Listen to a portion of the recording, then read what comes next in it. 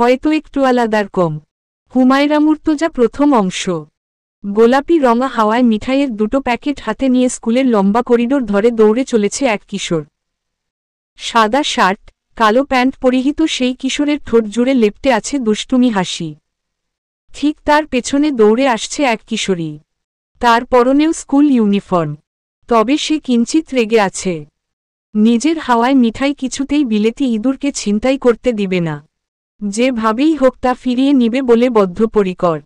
আচমকা পাল্টে যেতে থাকে দৃশ্যপট। বিদ্যালয়ের করিডোর বদলে গেল অন্ধকারাচ্ছন্ন টানেল সদৃশ কোনো জায়গায়। থমকে দাঁড়ায় সেই কিশোরী। হতবুদ্ধি হয়ে চেয়ে থাকে টানেলের দিকে। বিদঘুটে হাসির শব্দ, সেই সঙ্গে কয়েক জোড়া কুচকুচে কালো হাত বেরিয়ে এসে চেপে ধরতে চায় কিশোরীর গলা। দুঃস্বপ্ন দেখে চিৎকার করে উঠে প্রাণ, কিন্তু একই অবস্থা ওর। চিৎকারটা বের হতে পারেনি কণ্ঠনালী হতে। অস্ফুট চাপা আওয়াজ হয়ে মিলিয়ে গেল শব্দটা। একটা অন্ধকার ঘরে চেয়ারে বসিয়ে দুহাত পিছমোড়া করে বেঁধে রাখা হয়েছে, মুখটাও বাঁধা টেপ জাতীয় কিছু দিয়ে, এত চাপ দিয়ে বেঁধেছে হাতটা, চাইলেও নড়াচড়া করতে পারছে না ও। ঠিক কতক্ষণ এভাবে বেঁধে রাখা হয়েছে প্রাণ ঠাউর করতে পারে না। ও তো সন্ধ্যাবেলা টিউশন পড়িয়ে ফিরছিল। তারপর মনে করার চেষ্টা করে ও। হ্যাঁ, তারপর এক মহিলাকে উপুর হয়ে পড়ে থাকতে দেখল রাস্তার পাশে, অজ্ঞান অবস্থায়। ছুটে গিয়েছিল মহিলার কাছে। নিজের দিকে ফিরাতেই মহিলা কিছু একটা স্প্রে করেছিল ওর দিকে। তারপর আর কিছু মনে নেই ওর। আসন্ন বিপদের কথা চিন্তা করে কেঁদে ফেলল প্রাণ। খবরের কাগজে কত কিছু বেরোয়। পাচারকারীদের খপ্পরে পড়ে গেল না তো আবার? ইয়া আল্লাহ, রক্ষা করো। জ্ঞান ফিরলেও মাথা নিচু করেই ছিল প্রাণ। এবারে জোরে পানির ঝাপটা লাগে ওর মুখে। কিছুটা সামলে নিয়ে চোখ পিটপিট করে দেখতে পায় কেউ একজন দাঁড়িয়ে আছে ওর সামনে। বেটেখাটো মাঝারি বয়সের একটা লোক। কাঁচা পাকা গোফের চটে ঠোঁট ঢেকে গিয়েছে। চোখ দুটোতে খেলা করছে কুটিলতা। লোকটাকে আগে কোনোদিন দেখেছে বলে মনে পড়ল না প্রাণের। প্রাণের জ্ঞান ফিরতে দেখে প্রসন্ন হল লোকটা। চেঁচিয়ে কাউকে জানালো সে কথা। ঠিক সামনাসামনি চেয়ার টেনে বসে বিদঘুটে হেসে লোকটা জিজ্ঞেস করে প্রাণকে, সালামালেকুম ম্যাডাম, ভালো আছেন? আমাকে চিনবেন না জানি। হে হে, ওহ, আপনার মুখ তো বন্ধ ম্যাডাম। দাঁড়ান খুইল্লা দেয়। আবারও জঘন্য হাসল লোকটা। এরকম হাসি দেখে গাপিত্তি জ্বলে গেল প্রাণের। ততক্ষণে খুলে দিয়েছে মুখের টেপ। আপনি কে? চেঁচিয়ে উঠে প্রাণ। সালামের উত্তর নেয়া ওয়াজিব ম্যাডাম। বাপমায় শিখায় নাই? বেশি কথা না বলে আগে বলুন আপনি কে? আমাকে ধরে এনেছেন কেন? কিসের শত্রুতা আমার সাথে? ঝড়ো ঝড়ো করে কেঁদে ফেলল প্রাণ। আহা ম্যাডাম, কাঁদেন কেলা? আপনাকে কি আমি মেরেছি? আপনি হইলেন গিয়ে আমাগের অতিথি। খাতির যত্ন করার জন্যই তো লইয়া আইসি। প্লিজ আমাকে যেতে দিন, আকুতি করে বলে প্রাণ। কি যে বলেন না ম্যাডাম, আপনি হইলেন গিয়া আমার টোপ। ওই জঙ্গলের বাঘ শিকারের জন্য টোপ বাঁধে, আপনি ঠিক তাই ম্যাডাম। আপনেরে দিয়া বাঘরে টাইনা আনমু। হে হে হে। বিমূর্ত হয়ে লোকটার কথা শুনছিল প্রাণ। কি বলছে এই লোক? কিসের টোপ, বাঘ, শিকার? দেখুন ভাই, আপনার ভুল হচ্ছে কোথাও। আপনি যাকে খুঁজছেন, আমি সেই মেয়ে না। আবারও কান্নারত স্বরে বলে প্রাণ। এই পর্যায়ে লোকটা ছুটে এসে চেপে ধরল ওর চোয়াল। আমি কেরামত আলী ম্যাডাম, আমার ভুল হয় না। বহুত খোঁজ লাগায় আপনেরে বের করছি ম্যাডাম। বাঘরে খাঁচায় আটকাতে না পারলে আমি ব্যবস্থা করব আপনের। জঙ্গলের সব টোপ বাঘে খায় না ম্যাডাম। কিছু হাই নারাও ভাগ পায়। আপনের শরীর দেখা বোঝা যাচ্ছে ম্যাডাম, সেই স্বাদ আপনের। বলেই জিভ বের করে বিশ্রীভাবে ঠোঁট চাটল লোকটা। রাগে লজ্জায় গা ঘিন ঘিন করে উঠে প্রাণের। মন চাইল থুথু ছুঁড়ে মারে লোকটার মুখের উপর। অনেক কষ্টে নিজেকে সংযত করল ও।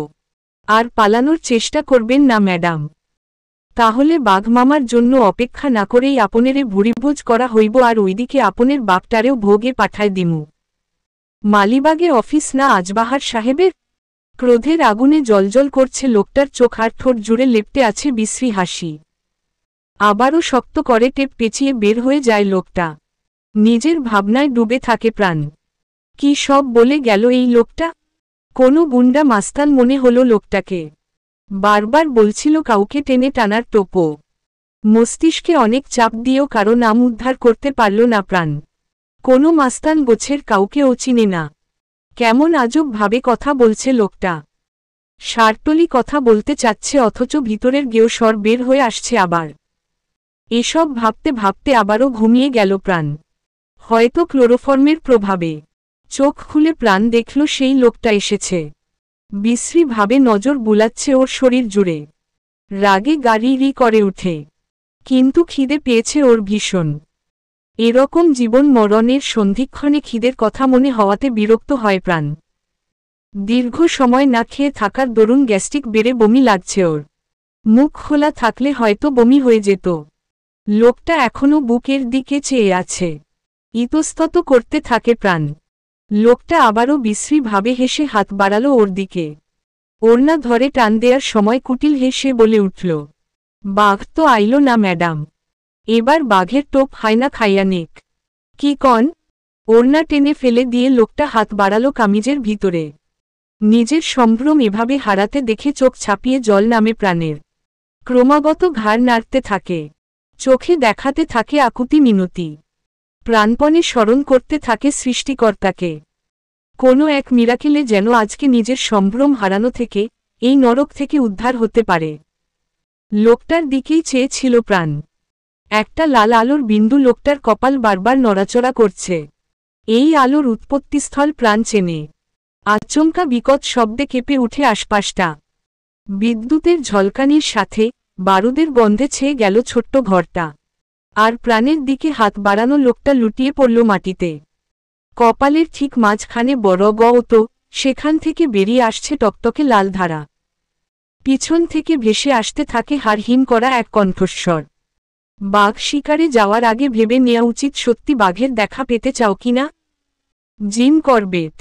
চমকে উঠে ঘাড় ঘুরিয়ে পেছনে তাকায় প্রাণ। অস্পষ্ট অবয়বের এই কণ্ঠস্বর। প্রাণ যার কথা ভাবছে আসলেই কি সে? এটা আদৌ সম্ভব? আর ইউ ওকে? আমেরিকান এক্সেন্টে কথা বলা সেই মানুষটার দিকে বিস্ফোরিত নেত্রে চেয়ে থাকে প্রাণ। মুখ থেকে টেপ খুলে দিতেই অস্ফুটস্বরে বলে, আদনান। আদনানের সাথে প্রাণের প্রথম দেখা হয়েছিল এক ঝুম বর্ষার সকালে। তখন স্কুলের গেটে দাঁড়িয়ে নাজের মামার ঝালমুড়ি চিবানোতে ব্যস্ত প্রাণ। হ্যাংলা পাতলা কিন্তু বেশ লম্বা একটা ছেলেকে দেখা গেল স্কুলের ইউনিফর্ম পরে বেগুনি রঙের ছাতা নিয়ে হেঁটে আসছে। প্রাণ অবশ্য একা ছিল না। সাথে আরও কয়েকজন বন্ধুবান্ধবী ছিল। ঝালমুড়ি খাওয়ার ফাঁকে হেসে একজন অন্যজনকে ঠেলাঠেলি করছিল। হেঁটে যাওয়ার সময় আদনান ওর দিকে একবার তাকাল। আবার কপাল কুঁচকে চলে গেল গটগট করে। আদনানের হাঁটা দেখে আরও এক দফা হেসে গড়াগড়ি খেল ওরা। ইস ভাবোয়ালা, তোর ভাবের পাছা ও আগুন লাগিয়ে দেয়া দরকার। স্কুলের গেটে দেখা হ্যাংলা ছেলেটাকে যখন প্রাণ দেখল ওর ক্লাসে হাজির হতে, আরও এক দফা হেসে ফেলল। দেখতে বোকাসোকা ছেলেটাকে কিভাবে নাস্তানাবুদ করা যায় সেই ফন্দিও এঁটে ফেলল কয়েক মুহূর্তে। May I come in teacher? Perfect American এক্সেন্টে কথা বলে উঠেছিল সেই হ্যাংলা ছেলেটা। বাহ, এ তো দেখা পাক্কা ইংরেজ। ক্লাসে পরিচয় পর্ব দেয়ার সময়ও প্রাণ খেয়াল করল ওর দিকে তাকিয়ে কপাল কুঁচকে ফেলেছিল ছেলেটা। নাম বলেছিল আদনান মুনতাসির। সেই মুহূর্ত থেকে নামটা গেঁথে গিয়েছিল মাথায়, হয়তোবা মনেও। কে জানে, আদনান আগে আমেরিকায় থাকলেও কিছু কারণবশত এখন বাংলাদেশে থাকবে। ওহ, এই জন্যই তবে ইংরেজের বংশধরের বাংলার মাটিতে আগমন। মনে মনে ভাবতে থাকে প্রাণ। ক্লাস শেষে সবাই এগিয়ে গেল আদনানের সাথে পরিচিত হতে। হেসে হেসে সবার সাথে কথা বলছিল ও। নবম শ্রেণীতে ভর্তি হলেও আদনান ছিল ওদের থেকে বয়সে 2 বছরের বড়। ছেলেদের সাথে হেসে হেসে কথা বলছিল ও।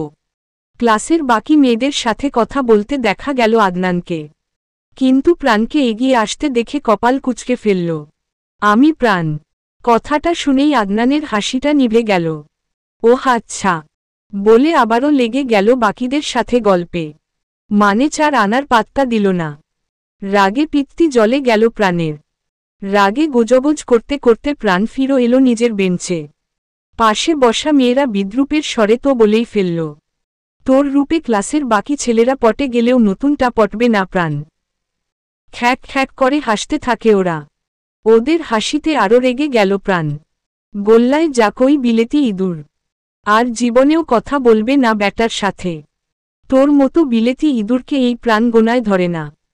বিড়বিড় করে আগুন চোখে চেয়ে থাকে অদূরে নতুন বন্ধুদের সাথে আলাপচারিতা করতে থাকা আদনানের দিকে। হ্যাংলা পাতলা কিন্তু সুদর্শন চেহারার এক কিশোর।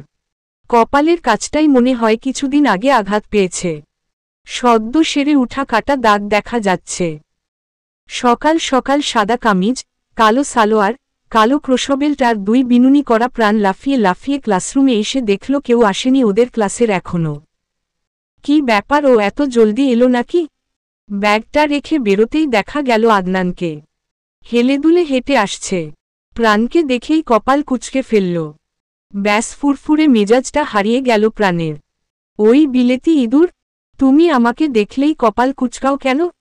কি করেছি আমি? জবাবে কিছু না বলে পাশ কাটিয়ে চলে গেল আদনান।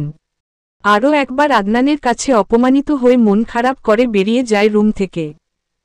ক্লাসের বাইরের করিডোরে চুপচাপ দাঁড়িয়ে থাকে। সেদিন স্কুল থেকে বাসায় ফিরে প্রাণের ফোনে অপরিচিত নাম্বার মেসেজ এসেছিল। সরি।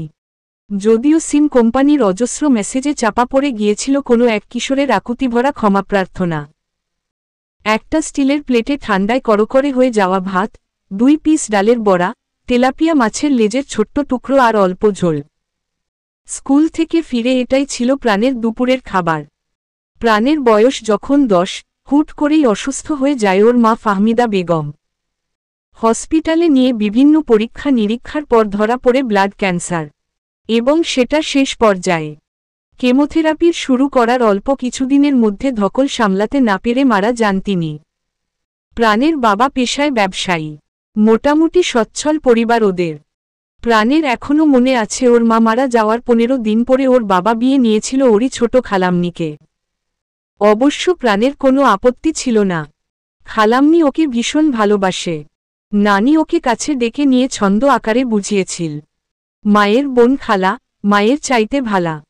অথচ সেই খালার রূপ বদলে গেল কয়েক মাসের মধ্যে।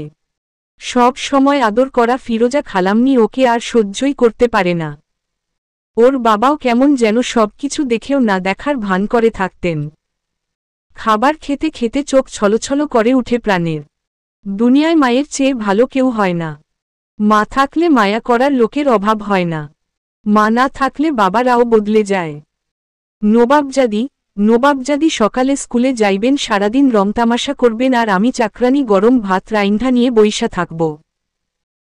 এত বড় দামড়ি মাইয়া, ঘরের কোনো একটা কাজ যদি করে, সারাদিন আমি কাম করতে করতে মইরা গেলেও ঘরের একটা কুটোটাও নাড়ে না। অলক্ষী, অপা মাইয়া। চেঁচিয়ে নিজের ঘর থেকে কথা বলে যাচ্ছেন ফিরোজা বেগম। নিজেকে আর থামাতে না পেরে প্রাণ জিজ্ঞেস করে ফেলল, আজকে বুয়ারা আসেনি আম্মু? মুহূর্তে আরও যেন রেগে গেলেন ফিরোজা বেগম। ছুটে বেরিয়ে এলেন নিজের ঘর থেকে। ঠাস করে চর মেরে দিয়ে বললেন, তোরে কৈফিয়ত দেয়া লাগবে নি ওহুন আমার? মার খেয়েও প্রত্যুত্তরে কিছু বলে না প্রাণ। তাহলে এই ভাতটুকু ও আর পাবে না। ও বুঝে পায় না খাবারের কষ্ট কেন দেয় ওকে ফিরোজা। ইদানিং মা ডাকতে রুচিতে বাঁধে। সবাই তো বলেছিল মা না থাকলে খালা সবচেয়ে আপন হয়। সেই আপন খালার এই ভয়ঙ্কর রূপ কেন? দুটো ভাত নিজের বড় বোনের মেয়েকে দিলে তো কম পড়বে না। স্কুলে যাইয়া পোলাগো লগে তামাশা কইরা বাড়ি আইসা আবার আমারই গরম দেখাস? কামের ছেড়ি আইসা কাম করে বইলা, তুই হকগুলদিন বইসা বইসা খাইবি? স্কুল তো পরবার যাইস না, রূপ দেখাইয়া পোলা পটাইতে যাইস। এর লিগগাই এত সাজগোছ করস। তুই কি ভাবছস আমি বুঝি না কিছু? মা যেরকম খা, ডিগ্রি কি আছিল, মাইয়াডাও হইতাছে সেরকম খা। নিজের বড় মৃত বোন সম্পর্কে এ ধরনের কথা প্রায় বলেন ফিরোজা। অবশ্য প্রথম দিকে প্রাণের খুব কষ্ট হতো। একদিন ও রাজবাহার সাহেবের সামনেও কটু কথা বলেছিল ফিরোজা বেগম, কিন্তু নিজের মৃত স্ত্রীর পক্ষে কোনো কিছুই বলেননি তিনি। সেই থেকে ফিরোজা বেগম যেন আরও আশকারা পেল। অশ্লীল কটু কথা তিনি বলেন প্রায় সময়ে। দীর্ঘ শ্বাস আটকে রাখতে পারে না প্রাণ। ইদানিং কিছুই আর গায়ে লাগে না প্রাণের। চুপচাপ ভাত খেয়ে রান্নাঘরের থালাবাসন পরিষ্কার করে দাঁড়ায় নিজের রুমের বারান্দায়। বিষণ্ণ চোখে অস্তমিত সূর্যটার দিকে চেয়ে থাকে। ওর ভালো থাকার সূর্য ও অস্ত গিয়েছে অনেক দিন। সে আবার কবে উদিত হবে, ওর জীবনে আলো ছড়াবে জানা নেই প্রাণের। একটা মা চড়ুই ডানার নিচে দুটো বাচ্চাকে আগলে বসে আছে ছাদের মাঝামাঝি রাখা পিলারের উপর। বাবা চড়ুই এদিক ওদিক উড়ে পোকা খুঁজে আনছে আর বাচ্চাদের মুখে তুলে দিচ্ছে। মা পাখিটাও পরম যত্নে বাচ্চাদের মুখে থেকে বের হয়ে যাওয়া অংশ তুলে দিচ্ছে। একটু পর চড়ুই দম্পতি তাদের বাচ্চাকে ডানা মেলে উড়তে শেখাতে শুরু করে। কি মনোরম সেই দৃশ্য! টিফিন ব্রেকে 3 তালার করিডোরের একদম শেষ মাথায় দাঁড়িয়ে দেখছিল এই চড়ুই পরিবারটাকে প্রাণ। ছানা দুটোকে বাবা মা কি সুন্দর আগলে রেখেছে। সকালে স্কুলে আসার সময় আরও এক দফা ফিরোজা বেগম অকথ্য গালাগালি করেছে ওকে। কানের মধ্যে বাজতে থাকে সেসব কথার হুল। টিফিনও দেয়নি। প্রাণের মা বেঁচে থাকতে খুব মজার নাস্তা বানিয়ে দিতেন। পাস্তা, নাগেটস, স্যান্ডউইচ আরও কত কিছু। ফিরোজা বেগমও বানান এসব। তবে প্রাণের কপালে জুটে না। সবাই গ্রাউন্ডে, ক্লাসরুমে বসে খাচ্ছিল দেখে চলে এসেছে প্রাণ। বিষণ্ণতা ভর করে আছে। চড়ুই পাখিদের দেখে আরও ত্বরান্বিত হয় বিষণ্ণতাটা। মন খারাপ প্রাণ? শুনশান করিডোরে আদনানের মায়াভরা কণ্ঠস্বর প্রতিফলিত হল যেন। ঘাড় ঘুরিয়ে আদনানকে এক পলক দেখে নিয়ে আবারও চড়ুই দেখায় মনোনিবেশ করে প্রাণ। উত্তর করে না। সেদিনের অপমান প্রাণ এখনও ভুলে যায়নি। কিছু সময় পর আদনান চলে গিয়েছে ভেবে পিছু ফিরে প্রাণ। কিন্তু আদনান তখনও দেয়ালে হেলান দিয়ে দাঁড়িয়ে আছে। প্রাণকে দেখে আরও একবার বলে, মন খারাপ কেন তোমার প্রাণ? কি হয়েছে? নরম গলায় জিজ্ঞেস করে আদনান। তোমার জানতে হবে না। ঝাঝালো স্বর প্রাণের। নাজের মামা আজকে ঝালমুড়ির সাথে ফুচকাও এনেছেন। চলো যাই, খেয়ে আসি। এখানে বসে পাখি দেখলে তো মন ভালো হবে না প্রাণ। আমি ফুচকা খাই না আদনান বলেই চলে যেতে নেয় প্রাণ। সরি। মানে কি? সরি মিন্স দুঃখিত I think. Sorry for that day. Now don't be sad. চলো আমার সাথে, ফুচকা খাওয়ায় তোমাকে। মাই ট্রিট ওকে? তোমার ট্রিট কেন? ততক্ষণে হাসি ফুটে উঠেছে প্রাণের ঠোঁটের কোণে। সেদিকে চেয়ে হাসল খানিকটা আদনানও। Maybe friendship treat. চলো এবার। তুমি আমাকে দেখলেই কপাল কুঁচকে ফেলো কেন আদনান? জবাবে কিছু না বলে একটু হাসল আদনান। প্রাণ চেয়ে দেখে সেই হাসি। চলনে বলনে পশ্চিমা বিশ্বের ছোঁয়া লেগে থাকা এক কিশোরের মুচকি হাসি, যে আজ ওর মন খারাপ দূর করার দায়িত্ব নিয়েছে। বড় এক প্লেট ঝাল ফুচকা আর অনেকখানি তেঁতুলের টক দিয়ে এক একটা ফুচকা খেয়ে চলেছে প্রাণ। আহ এই স্বাদ! যেন অমৃত। ততক্ষণে ক্লাসের আরও অনেকেই এসেছে সেখানে। কয়েকজন কিশোর কিশোরী একসাথে হবে আর হাসাহাসি হবে না এটা তো সম্ভবই না। জানিস মানিক স্যারের বউ প্রেগন্যান্ট। নিধি নামের মেয়েটা বলে উঠে। ওইরকম জাদরেল স্যার রোমাঞ্চ করতে পারে? অবাক হয়ে জিজ্ঞেস করে প্রাণ। এই পর্যায়ে উত্তর করে ওদের আরেকজন বন্ধু সাব্বির।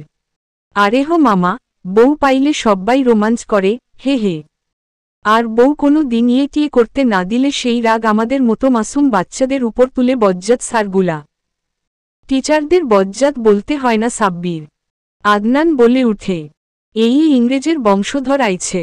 মেয়েদের মতো করে মুখ বাঁকায় সাব্বির। আরও একবার হেসে ফেলল সবাই। আদনান ফুচকা খাবে না? প্রাণ জিজ্ঞেস করে যদিও ওর ফুচকা খাওয়া থেমে নেই। গপাগপ সাবার করে চলেছে একটার পর একটা। একবার ফুচকাওয়ালা মামার দিকে, একবার উনার হাতের দিকে আর শেষমেশ দেখল ফুচকা সার্ভ করা প্লেটের দিকে। বেচারা কপাল কুঁচকে ফেলল আবারও। আনহাইজেনিক। এই ফুচকা খেলে আমাকে 1 মাস টয়লেটে থাকবে হবে প্রাণ। ইনসিস্ট করো না প্লিজ। ক্ষীণস্বরে বলে আদনান। প্রাইন্না ইংরেজরা এসব খায় না বইন। হেরা খাইব ঘাস, লতাপাতা আর কইব হেলদি ফুড, ভেগান ফুড। আর আমাগের ফুচকা হইল গিয়া আনহাইজেনিক। ইংরেজের বংশধর এসব হজম করতে পারে না বইন। বাদ দে। 1 প্লেট ফুচকা খাইলে নাকি 1 মাস ধইরা হাগব। ব্যঙ্গাত্মক স্বর সাব্বিরের।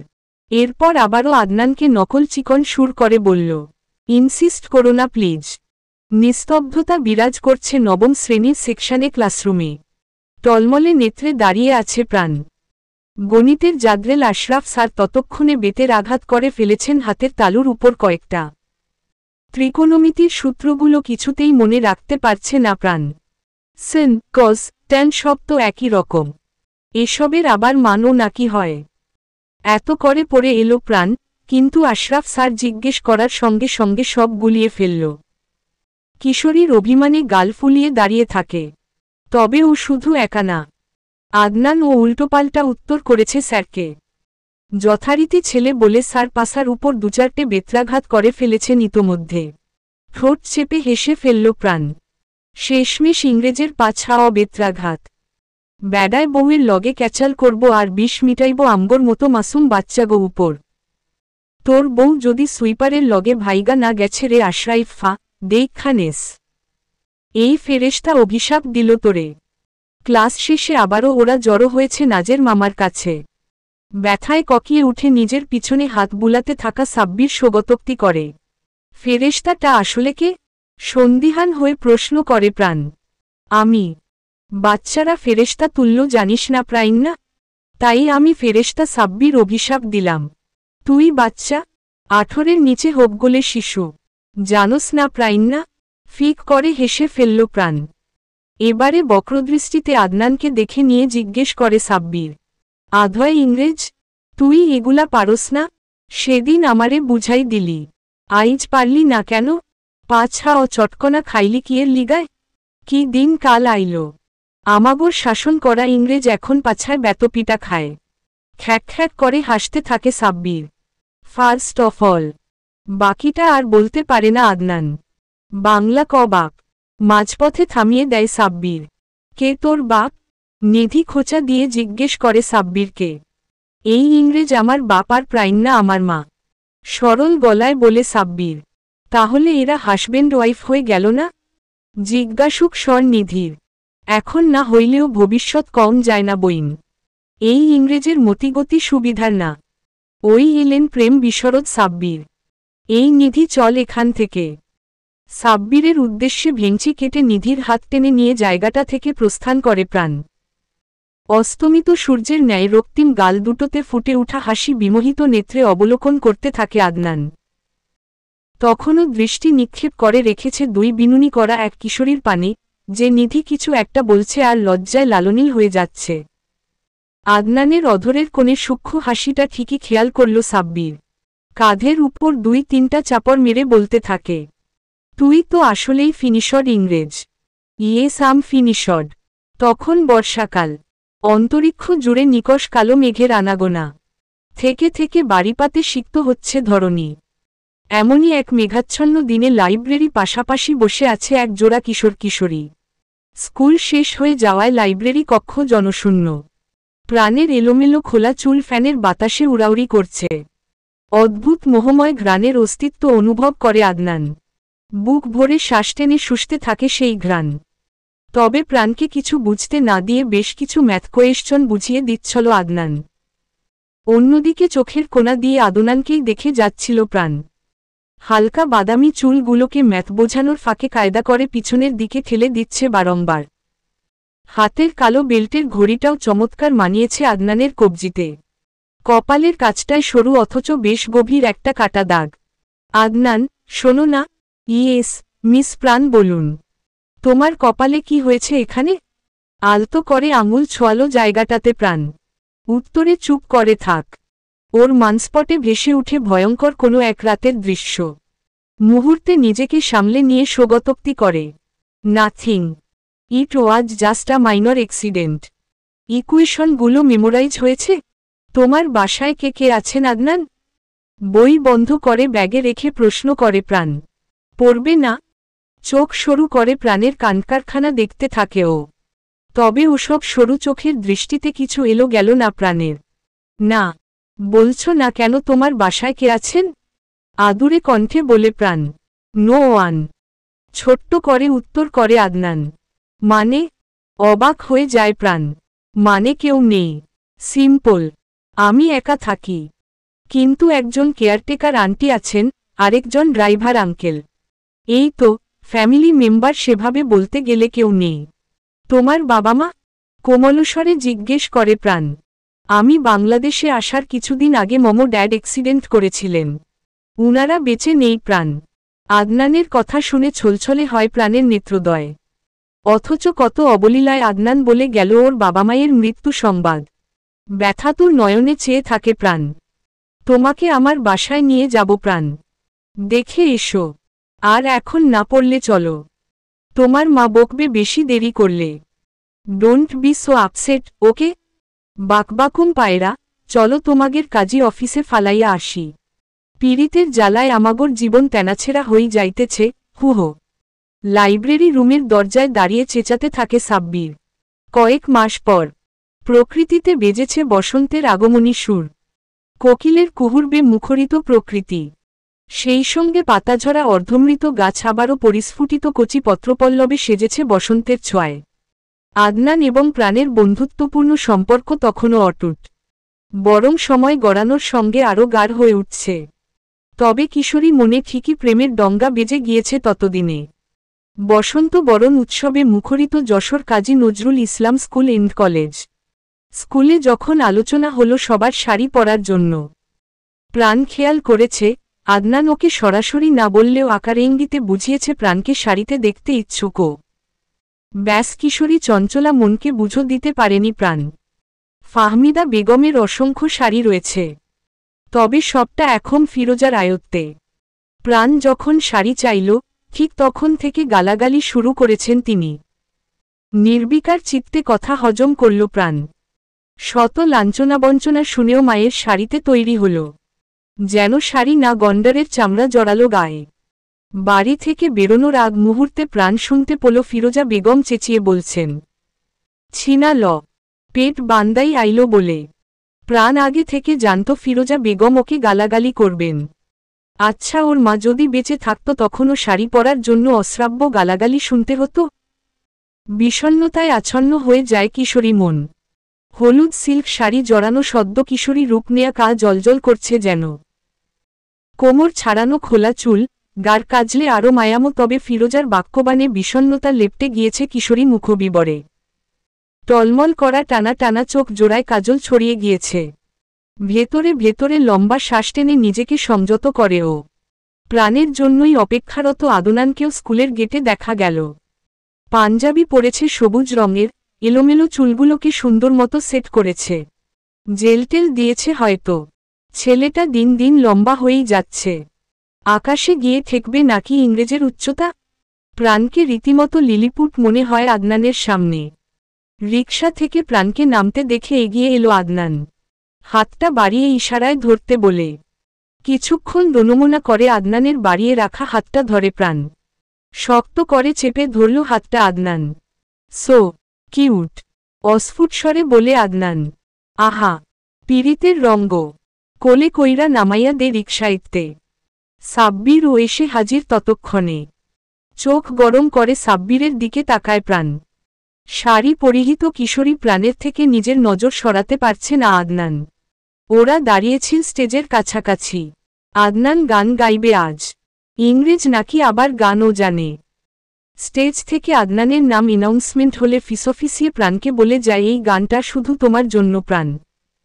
গিটারে হাত রেখে বসে থাকা আদনানকে হা করে দেখতে থাকে স্কুলের বাকি মেয়েরাও। মুহূর্তে শুরু হয় তুমুল হইচই। তবে আদনানের নজর নিবন্ধ প্রাণে। বলতে চেয়ে মনে হয়, বলতে তবু দেয় না হৃদয়। কতটা তোমায় ভালোবাসি। চলতে গিয়ে মনে হয়, দূরত্ব কিছু নয়, তোমারই কাছেই ফিরে আসি। তুমি তুমি তুমি শুধু এই মনের আনাচে কানাচে।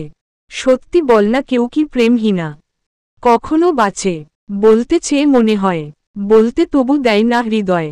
কতটা তোমায় ভালোবাসি। মেঘের খামে আজ তোমার নামে উড়ো চিঠি পাঠিয়ে দিলাম। পড়ে নিও, তুমি মিলিয়ে নিও। খুব যতনা তা লিখেছিলাম। বলতে চেয়ে মনে হয়, বলতে তবু দেয় না হৃদয়। কতটা তোমায় ভালোবাসি। মন অল্পতে প্রিয় গল্পতে। কল্পনায় স্বপ্ন আঁকে। ভুল ত্রুটি আবেগী খুনসুটি। সারাক্ষণ তোমায় ছুঁয়ে রাখে। বলতে চেয়ে মনে হয়, বলতে তবু দেয় না হৃদয়। কতটা তোমায়। একটা দোতলা বাড়ির সামনে দাঁড়িয়ে আছে প্রাণ। জীর্ণদর্শন বাড়িটা দেখে বুকের মধ্যে হু হু করে উঠে ওর। আহারে, আদনান এতিম, ওর কেউ নেই বলে এরকম একটা বাড়িতে ওর থাকতে হচ্ছে। সীমানা নির্ধারণে নির্মিত দেয়ালেরও বেহাল দশা। বুড়া মানুষের দাঁতের মতো নড়বড়ে। কখন না জানি হুড়মুড় করে ভেঙে পড়ে। মশ, ফার্ন জাতীয় উদ্ভিদ ছেয়ে আছে গোটা দেয়ালে। কমলা রঙের স্টিলের গেটটাও মরিচার আক্রমণে ভেঙে পড়ার জোগাড়। আশেপাশে কোনো জনবসতিও নেই। যশোরে এরকম জায়গা আছে জানা ছিল না। প্রথম দর্শনে বাড়িটাকে বহুদিনের পরিত্যক্ত ভুতুড়ে বলে মনে হবে। আবার ওদের স্কুল থেকে জায়গাটার দূরত্ব অনেক। ব্যথিত হয়ে বাড়িটাকে খুঁটে খুঁটে দেখছিল প্রাণ। ওর থেকে কিছুটা দূরে আদনান কয়েকজন অদ্ভুত দর্শন লোকের সঙ্গে কথা বলছে। হাট্টাগোট্টা সাইজের লোকগুলো আদনানকে ঘিরে দাঁড়িয়েছে। আঙুল তুলে শাসানোর ভঙ্গিতে কিছু বলছে তাদের। আদনান মাথা নিচু করে দাঁড়িয়ে আছে লোকগুলা। আড়ি পেতে ওদের কথোপকথন শোনার চেষ্টা করল প্রাণ। তবে বিশেষ লাভ হল না। কিক্ষণ পর ওর কাছাকাছি এসে কুর্নিশ করে আদনান বলল, ইউর হাইনেস, চলুন তবে। উনারা কে? কৌতূহল দমন করতে না পেরে জিজ্ঞেস করেই ফেলল প্রাণ। থুতনিতে সদ্য গজানো দাড়ি চুলকে রহস্যময়ভাবে হাসল আদনান। সময় এলে জানবে লাইফ। লাইফ? প্রাণ মিন্স লাইফ, রাইট? এরপর আদনানের কাণ্ডে অজানার শিহরণে সম্মোহিত হল প্রাণের কিশোরী কা। ওর হাতটা নিজের হাতে নিয়ে অধরের উষ্ণ ছোট্ট পরশ একে দিয়েছে হাতের কর্পটে। আদনানের আবেগে পরিপূর্ণ, নেশালো স্বর প্রতিধ্বনিত হল যেন, মাই লাইফ। প্রাণের হাত টেনে নিজের বুকের বাম পাশটাই রাখে আদনান, ঠিক হৃদযন্ত্র বরাবর। লাজুক হাসি ফুটে উঠে প্রাণের ঠোঁটের কোণে। কিশোরী মনে আদনানের জন্য জন্ম নেয়া অনুভূতি মিছে নয়। আজ কাক্ষিত প্রেম পুরুষের অকপট স্বীকারোক্তিতে এক অনাবিল সুখের ঢেউ অনুভব করে প্রাণ। ফর্সা গাল দুটোতে লালচে আভা ফুটে উঠে। আঁকাবাঁকা সিঁড়ি বেয়ে দোতলায় উঠে এলো ওরা। নিচতলার প্রবেশদ্বারে তালা ঝুলতে দেখেছে প্রাণ। কেমন গা ছমছমে নিস্তব্ধতা বিরাজ করছে বাড়ি জুড়ে। প্রাণের একটু ভয়ই লাগছে। আদনান এখানে একা থাকে। ব্যাটা ইংরেজের সাহসে বলিহারি। দোতলায় এসে প্রাণ ভেবেছিল বাইরের মতোই হবে। কিন্তু ফ্ল্যাটের দরজায় 4 ধরনের লক। আদনানকে ফিঙ্গারপ্রিন্ট দিয়ে লক খুলতে দেখে হতবাক প্রাণ। দরজা খুলে আরও একবার ঝটকা খায় ও। বাড়িটার বাইরেটা যতটা জিনশিন, ভেতরটা ততটাই ঝা চকচকে। আরেহ, এই তো দেখা যায় ভিতরে ফিটফাট, উপরে সদরঘাট।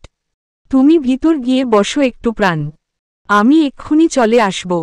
কোথায় যাচ্ছ? I will be back soon. Adnan বেরিয়ে গেলে প্রাণ ঘুরে ফিরে দেখতে থাকে ফ্ল্যাটটা। 3 বেডরুমের ছোটখাটো একটা ফ্ল্যাট। আদনানের ঘর থেকে ভেসে আসা ম্যান পারফিউমের ঘ্রাণটা প্রাণের পরিচিত। অগোছালো ব্যাচেলার ঘর বুঝি এমনই হয়। নিজের মনে কত কিছু চিন্তা করে লজ্জায় লালনীল হতে থাকে প্রাণ। বেডরুমের সঙ্গে বারান্দা ভেবে ছোট একটা দরজা খুলে বিমূঢ় হয়েও। ভয়ের শিরশিরানি অনুভূতিতে কেঁপে উঠে কিশোরী প্রাণ।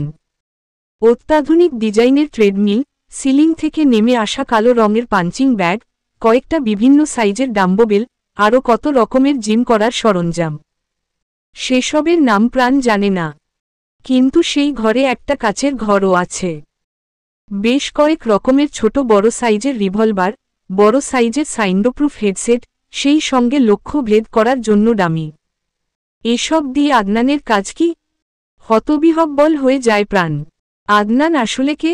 নিশ্চয় সাধারণ কেউ নয় ও। কাছে পিঠে থাকা কোনো গাছ হতে ভেসে আসছে নিঃসঙ্গ ঘুঘুর ডাক। ভরদুপুরে বিষণ্ণতা ভর করা কিশোরী প্রাণের বুকেও বুঝি উত্তাল ঝড় তৈরি হল। অসাড় হওয়া মস্তিকে, রক্তশূন্য চেহারায় ঠায় দাঁড়িয়ে থাকে সেই কাচের কক্ষে। খট করে কিছু একটা শব্দে কেঁপে উঠে প্রাণ। আদনান দাঁড়িয়ে আছে, ঠিক ওর পিছনে। সবসময়ের মতো চেহারায় ফুটে থাকা বোকাসোকা ভাবও গায়েব। নিজের পরিচিত আদনানের প্রতিচ্ছবির সঙ্গে কোনোভাবে মিলছে না বর্তমান দর্শন কিশোরের মুখভঙ্গি। চোয়ালের পেশি শক্ত হয়ে আছে। হাত দুটো মুষ্টিবদ্ধ করে রেখেছে। রুদ্রমূর্তি ধারণ করা আদনানকে দেখে প্রাণের প্রাণ ওষ্ঠাগত। ধীর কদমে প্রাণের কাছাকাছি এগিয়ে এলো আদনান। Very bad. তোমার এখানে আসা উচিত হয়নি। ঠান্ডা গলাটা যেন প্রতিধ্বনিত হলো কামরা জুড়ে। ঢোক গিলে নিজেকে শান্ত করার প্রচেষ্টা করে প্রাণ। আমতা আমতা করে মিনমিনে স্বরে বলে, আমি বাসায় যাব। আমার সিক্রেট কেউ একবার জেনে গেলে সে আর কোনোদিন ফিরতে পারে না মা। ইলা ই ফ টেনে টেনে সুর করে কথাটা বলল আদনান। মানে, তুমি মজা করছো আমার সঙ্গে তাই না? ভয় লাগে? এবার সত্যিই ভয় লাগছে প্রাণের। শিরদাঁড়া বরাবর অনুভব করে ভয়ের শীতল স্রোত। গলাটাও শুকিয়ে কাঠ। নিঃশ্বাসের গতি বাড়তে থাকে ক্রমশ। কপাল বেয়ে টপটপ করে ঝরে পড়া ঘামে জবজবে হয়ে ভিজে উঠেছে পরনের জামাকাপড়। বিস্ময়কর দৃষ্টিতে আদনানকে পরখ করতে থাকে ও। তিরতির করে সারা শরীর কাঁপতে থাকা প্রাণের। আচমকা হো হো করে পুরো ঘর কাঁপিয়ে হেসে ফেলল আদনান। পেট চেপে ধরে নিচে বসে হেসেই চলেছে ও। ব্যাটা ইংরেজ কি এখন হেসে গড়াগড়ি খাবে নাকি মেঝেতে? হতবিহ্বল প্রাণ তখনও স্তম্ভিত হয়ে আছে। এত ভীতু কেন তুমি? আদনানকে স্বাভাবিকভাবে কথা বলতে দেখে ওষ্ঠাগত হওয়া প্রাণের প্রাণ বুঝি জায়গা মতো ফিরে গেল। তবে ভয়ের রেশ সুস্পষ্ট ওর মুখবিবরে। রাগে চেঁচিয়ে উঠে প্রাণ, আমি বাসায় যাব বিলেতি ইঁদুর। আর কখনোই আসব না। তোমার সঙ্গে কথাও বলবো না। রেগে গেলে তোমাকে আরও বেশি সুন্দর লাগে। টোটালি ইরিস্টেবল। একদম উল্টোপাল্টা কথা বলবে না আদনান। এসব কি? ইশারায় কাছের ভিতর থাকা রিভলভার দেখিয়ে জিজ্ঞেস করে প্রাণ। আমি বড় হয়ে আর্মি পুলিশ কিছু একটা হব। It's my aim in life. তাই এখন থেকে প্র্যাকটিস করছি। তাছাড়া এগুলো ফেক। রিয়েল রিভলভার আমি কোথায় পাব? তবে জিম ইনস্ট্রুমেন্ট অবশ্য রিয়েল। আমাকে স্ট্রং হতে হবে তো নাকি? নয়তো তোমাকে আদর করব কিভাবে? ধীরে ধীরে কথাগুলো বলতে থাকে আদনান। শেষের কথার অর্থাৎভার করে লজ্জায় কুণ্ঠিত হয় প্রাণ। প্রসঙ্গ পাল্টাতেই তড়িঘড়ি করে বলে, চলো, আমার ভয় লাগছে এই রুমে। আম হিয়ার। আমার কাছে এসো। বুকের মধ্যে থাকো। আর ভয় লাগবে না। আদনানের বেহা কথাবার্তায় দৌড়ে পালিয়ে যেতে নিলে শাড়িতে অনভ্যস্ত প্রাণ উল্টে পড়ার জোগাড়। দুহাতে প্রাণকে ধরে সামলায় আদনান। আমিই তো। এত লজ্জা পাচ্ছ কেন? চুপ। এত অসভ্য কেন তুমি? প্রাণকে সোজা করে নিজের কাছাকাছি এনে দুহাতে রজলায় ওর মুখটা ধরে অস্ফুটস্বরে জিজ্ঞেস করে আদনান। একটা চুমু খায় তোমাকে? It's going to be last one. এরপর আর কোনোদিন চাইব না। না চাইতেও বুঝি সম্মতিসূচক মাথা নাড়ে প্রাণ। ব্যাস অল্প বয়সী আবেগে ভেসে উষ্ণ চুম্বনে লিপ্ত হল দুই কিশোর কিশোরী। অনেকটা সময় একে অপরের রোষ্টে ডুবে থাকা আদনানের থেকে ছাড়া পেয়ে দ্রুত পদক্ষেপে জায়গাটা থেকে প্রস্থান করল প্রাণ। ওর পিছু পিছু আদনান বেরোনোর আগে আরও একবার তাকালো থরে থরে সাজানো রিভলভারের দিকে। তখন ওর চোয়াল আবারও শক্ত হতে দেখা গেল। Are you okay my life? ঘন হাসকি স্বরে জিজ্ঞেস করে আদনান। ঠোঁটের কোণে লেগে আছে এক টুকরো মুচকি হাসি। তুমি? হতবিহ্বল প্রাণ বিস্ফোরিত নেত্রে অপলকভাবে চেয়ে থাকে। কত বছর হলো যেন ওদের বিচ্ছেদের? চোখ বেয়ে আপনা আপনি গড়ায় অশ্রুবিন্দু। আমিই তো। আলতোভাবে নিজের তর্জনী দ্বারা মুছে দেয় গড়িয়ে পড়া অশ্রু। কালো রঙের পোলো টি শার্ট, নীল জিন্স, বাদামি আইরিশ সম্বলিত চোখ দুটো, ঘাড় ছেড়ে বেশ খানিকটা নেমে আসা হালকা বাদামি চুলের এক যুবক দাঁড়িয়ে আছে প্রাণের ঠিক সামনে। খুব সম্ভবত 6 বছর আগে কলেজের বাইরে শেষবারের মতো দেখা হ্যাংলাপাতলা ছেলেটার সঙ্গে এই যুবকের শুধু মুখাবয়বে সাদৃশ্য পরিলক্ষিত হয়। কণ্ঠস্বরের পরিবর্তন হয়েছে আমূলে। রসপূর্ণ, গম্ভীর, ভারী হাস্কি টোনে আবারও যখন প্রাণকে মাই লাইফ সম্বোধন করল, হৃদযন্ত্রের ক্রিয়াবন্ধ হবার জোগাড় হল বুঝি। 6 ফুটের উপরে উচ্চতার পেশিবহুল শরীর থেকে ভীষণ পুরুষালী সত্তা চিলিক দিয়ে উঠছে যেন এই যুবকের পাতলা ঠোঁট দুটো। প্রাণকে আদরের বাড়িপাতে কতবার যে দিশেহারা করেছে তার ইয়াত্তা নেই। খোঁচা খোঁচা দাড়ি কি চমৎকার মানিয়েছে মুখবিবরে। মানুষটাকে ক্লিন শেভড দেখে অভ্যস্ত ছিল প্রাণ। আদনানের হাতের ভাঁজে তখনও ধরে রয়েছে কালো রঙের ধাতব আগ্নেয়াস্ত্র। ধোয়ার রেশ রয়ে গিয়েছে নোজেলে। বিমূঢ় চিত্তে আদনানের দিকে চেয়ে থাকা প্রাণের হাতপায়ের বাঁধন খুলে ততক্ষণে ওকে টেনে নিজের সঙ্গে লেপ্টে নিয়েছে আদনান। দীর্ঘ সময় না খেয়ে থাকা, শুষ্ক ঠোঁট কোনো কিছুর তোয়াক্কা না করে অধরে অধর মিলিয়েছে আদনান। শুষে নিতে থাকে স্বীয় প্রণয়িনীর অধর সুধা। বহু দিনের পিপাসিত আদনানের হুঁশ নেই আশেপাশের কোনো কিছুর। গোল্লায় যাক দুনিয়াদারি। ধ্যানজ্ঞান খুইয়ে প্রিয়তমার অধরে গভীর অশ্লেষে শুষে নিতে থাকার এক পর্যায়ে ছোট কামরায় থাকা একমাত্র দরজা খুলে কেউ একজন আসার আগে আবারও শব্দহীন ধাতব আগ্নেয়াস্ত্র জ্বলে উঠতে দেখা গেল। যদিও তখনও ওরা গভীর চুম্বনে লিপ্ত। তীক্ষ্ণ আর্তচিৎকার করে লোকটা লুটিয়ে পড়ল মেঝেতে। এতক্ষণে হুঁশ ফিরল প্রাণের। দুহাতে বুকে ধাক্কা দিয়ে টলাতে চায় অধরে ডুবে থাকা প্রেমিক পুরুষের দেহকে। বৃথায় গেল প্রাণের প্রচেষ্টা। পেশিবহুল ইস্পাতসম দৃঢ় শরীরকে এক বিন্দু পরিমাণও টলাতে পারেনি। বরং প্রেমিকার বিরোধিতায় যেন আরও উন্মাদ হল সেই যুবক। অমনি বাইরে থেকে শোনা গেল হট্টগোলের আওয়াজ। এই পর্যায়ে প্রাণকে ছেড়ে দিয়ে দাঁতের ফাঁক দিয়ে যেন চাপা গর্জন করে উঠল Adnan. Are you fucking kidding with me? আমার প্রেমে বাধা? চল তোদের আজ জমের বাড়ি দেখায় সুরের বাচ্চারা। হাতে ধরে রাখা ধাতব রিভলভারে অভ্যস্তভাবে নতুন ম্যাগজিন লোড করে টানা পায়ে এগিয়ে গেল শব্দ অনুসরণ করে। মুহূর্তের মধ্যে হারিয়ে গেল দরজার ওপাশে। যাওয়ার আগে অবশ্য আলতো করে আরও একটা চুমু এঁকে দিয়ে গেল প্রাণের কপালে। আম নট ডান। ঠোঁটের স্বাদ আরও চাই। থরথর করে কেঁপে উঠে প্রাণের সমস্ত শরীর। এটা কোন আদনান? বোকাসোকা যে আদনানের প্রতিচ্ছবি প্রাণের মানস্পটে আঁকা ছিল, তার সঙ্গে কিছুতেই মিলছে না ওর সামনে থাকা আদনানের প্রতিচ্ছবি। নিদারুণ নিষ্ঠুরতার প্রমাণ দিয়েছে ইতোমধ্যে। খুন করে ফেলেছে দুজন লোককে নিমিষে। হয়তো দরজার ওপাশে এতক্ষণে আরও বেড়েছে সেই সংখ্যা। আর ও ধরে এনেছিল আদনানের জন্য? সবটা কেমন ধোঁয়াশামো। সময়টা গধূলি নাকি উষালগ্ন ঠিকঠাক ঠাউর করতে পারল না প্রাণ। অস্পষ্ট ফিঙের ডাক ভেসে আসছে কোথাও হতে। ধরণীর আলো কেবল নিভু নিভু পর্যায়ে এলে ফিঙেরা করুণস্বরে আলোর জন্য আকুলতা প্রকাশ করতে থাকে। প্রাণও অবশ্য বুঝল না কোন সময়ের আলোর জন্য হাপিত্তেশ করছে ফিঙ্গেটা। আদনানের হিংস্র ছায়ামূর্তি স্টিলের দরজাটার ওপাশে অদৃশ্য হয়েছে কিক্ষণ পূর্বে। টিমটিম হলুদাভ লাইটের আলোয় ছোট কামরাটাকে অনায়াসে কোনো প্রেতপুরী বলে বিভ্রম হয়। বিভৎস লাশ দুটো পড়ে আছে কয়েক কদমের দূরত্বে। কেরামত আলী নামের লোকটার কপাল বরাবর শ্যুট করেছে আদনান। বুলেট আঘাত হেনে মাথার খুলি ভেদ করে ছিঁড়েখুঁড়ে বেরিয়েছে। হলদেটে মগজ সেই সঙ্গে চাকচাকরত ফিকনি দিয়ে বেরিয়ে আসছে। টকটকে জমাট বাঁধা রত মেঝেতে মানচিত্রের ন্যায় এঁকেবেঁকে রয়েছে। লোকটার চোখ দুটো খোলা। তীব্র ব্যথা আর আতঙ্কে ভয়ানকভাবে উল্টে আছে কুচকুচে কালো মণি দুটো। আদনান সময়মতো না এলে লোকটার কাছে হারাতে হতো ওর সম্ভ্রম। শিউরে উঠে প্রাণ। আরেকজনকে না দেখেই বুলেট চালিয়েছিল আদনান। তখনও সে প্রাণের ওষ্টের উন্মত্ততায় মগ্ন।